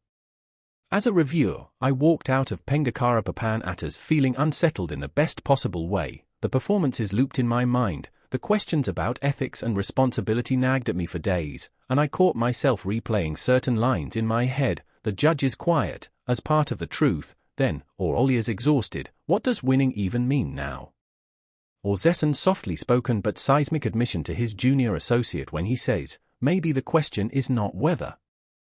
Doesn't absolve him, it just shows him finally opening his eyes, and then leaves us sitting with him in the discomfort. For some, that might not feel satisfying. You might want him punished more directly for all the times he aggressively defended men like Tsunzu, but the film seems more interested in portraying the subtle forms of self-punishment that come when you realize too late what your victories have cost. There's also a powerful commentary here on class and power in Indonesia, though the film's specifics resonate way beyond any one country. Darno's influence over media narratives, his ability to secure the best lawyer, his attempts to manage public outrage with statements and charitable donations, all of that feels horribly familiar in a world where we see, again and again, wealthy men accused of violent crimes using PR and legal firepower to reshape reality. Pengacara Papan doesn't claim that the law is useless, but it does insist that the law alone is not enough. Public opinion, activism, survivors speaking out, all of these elements pressure institutions into doing better, and the film honors that while also being honest about the toll it takes on the people at the center of the storm. One of my favorite sequences, in terms of pure theme and character, comes toward the end. After the verdict, when Zessen visits his childhood neighborhood for the first time in years, he walks past the cramped houses, the food stalls, the kids playing in the alley, and there's this sense of a man returning not just to a place, but to a version of himself he left behind. He ends up at the tiny warung where he used to work as a waiter, the one we saw in flashback when Tsunzu and his friends humiliated him. It's under new management now, the table's different, the colors faded. He sits down, orders a simple meal, and the camera stays on him almost the entire time as he eats in silence. No one recognizes him here as the great lawyer. There are no clients, no headlines, no record, just a man and his food, and then he takes out his phone, scrolls through messages he hasn't answered, from reporters, from colleagues, from Darno who calls him a traitor without using the word, and he instead opens the draft of a resignation letter to his firm. He doesn't send it, he just stares at it, thumb hovering over the screen. We never see whether he quits or not, and that's such a bold choice. Instead of giving us an easy catharsis of, he leaves it all behind and opens a legal aid clinic, the film leaves him at a crossroads, because real change is hard, and it rarely happens in one big dramatic gesture. It's a series of choices, and we only see the first of many he'll have to make. Now, how did audiences react to all of this? Within the world of the film's release, Pengacara Papan immediately became both acclaimed and polarizing. Viewers praised its performances, its grounded approach, its refusal to glamorize the defense of the indefensible, but some also criticized it for how much time it gives to Zessen's guilt over the comparatively minimal space given to Olia's inner life, and that criticism is valid, and I think the film anticipates it. It knows it's centering the man in the suit because he's the one who has the power to change or reinforce the pattern. but it doesn't pretend that centering him is the same as achieving justice for the women involved. It's more an examination of how men in positions of power can choose to either perpetuate or disrupt harmful systems. Whether that's enough as a narrative focus is something each viewer has to decide. Culturally, in this fictional scenario, the film sparks debates on talk shows and social media about the role of defense lawyers in cases of sexual violence. Are they just doing their job, or are they complicit in harming survivors when they use certain tactics? Lawyers themselves argue over it, some defending the necessity of letting even the worst accused have strong representation, others acknowledging that the profession needs to rethink how it handles these uniquely sensitive cases. Activists use the film as a conversation starter in workshops and university forums, playing clips to illustrate how subtle victim blaming works in court, and in a twist of beautiful irony, some aspiring law students say they want to be like Zesson, but at the end of the movie, not the beginning. As a cinematic experience, watching Pengacara Papan is not light, not the kind of movie you throw on casually on a Friday night looking for escapism. It's draining, it's tense, it's full of moments that might trigger memories or fears for viewers who've lived through similar situations, but it's also deeply worthwhile, because it takes the trappings of a genre we're familiar with, the legal thriller with its objections and cross-exams, and uses them to ask uncomfortable questions about whose stories get believed, whose pain gets minimized, and what it means for someone who has always stood on one side of that equation to take even a small step toward the other. If you're going into this expecting big speeches in the rain or a courtroom explosion where someone dramatically confesses, adjust those expectations. The climax is far quieter than that, and honestly, more chilling. It's a moment where Sanzu, on the stand, is pressed one last time by the prosecutor about whether he understands consent. The judge allows the question, which in itself is a signal of how the case has shifted. And instead of giving a straight answer, Sanzu says something evasive. Like, things happen in the moment, it's complicated, and there's this long pause where you feel the entire courtroom realize that this man doesn't see what he's done, doesn't even have the language to admit it to himself. That non-answer, that refusal to engage with the simplest moral question, hangs heavier than any confession, because it tells you that even with the law closing in, his inner world remains untouched. It's in that silence that the film locates its true horror, not in the act itself, which it sensitively avoids depicting, but in the mindset that allows it and then shrugs it off as a misunderstanding. By the time the credits roll, we've watched a man who built a life on clarity and control drown in ambiguity. We've watched victims who were told to trust the system but discover that at best, it gives them partial recognition, not healing. We've watched a society that loves to talk about upholding morality struggle to actually practice it when it inconveniences the powerful, and yet, the film is not nihilistic in the small acts. Olya choosing to testify, Kinaya agreeing to speak out even while pregnant, Harrow standing beside her despite his fear, Zesson choosing not to bury the truth entirely. There is a sense of movement, of something shifting, even if it's just by a few degrees. Change, the film suggests, isn't a dramatic overturning, it's 1,000 tiny cracks in a wall that once seemed unbreakable. As a reviewer, I walked out of Pengacara Papan feeling unsettled in the best possible way. The performances looped in my mind, the questions about ethics and responsibility nagged at me for days, and I caught myself replaying certain lines in my head. The judge is quiet, as part of the truth, then, or Olya's exhausted, what does winning even mean now? Or Zesson's softly spoken but seismic admission to his junior associate when he says, maybe the question is not whether.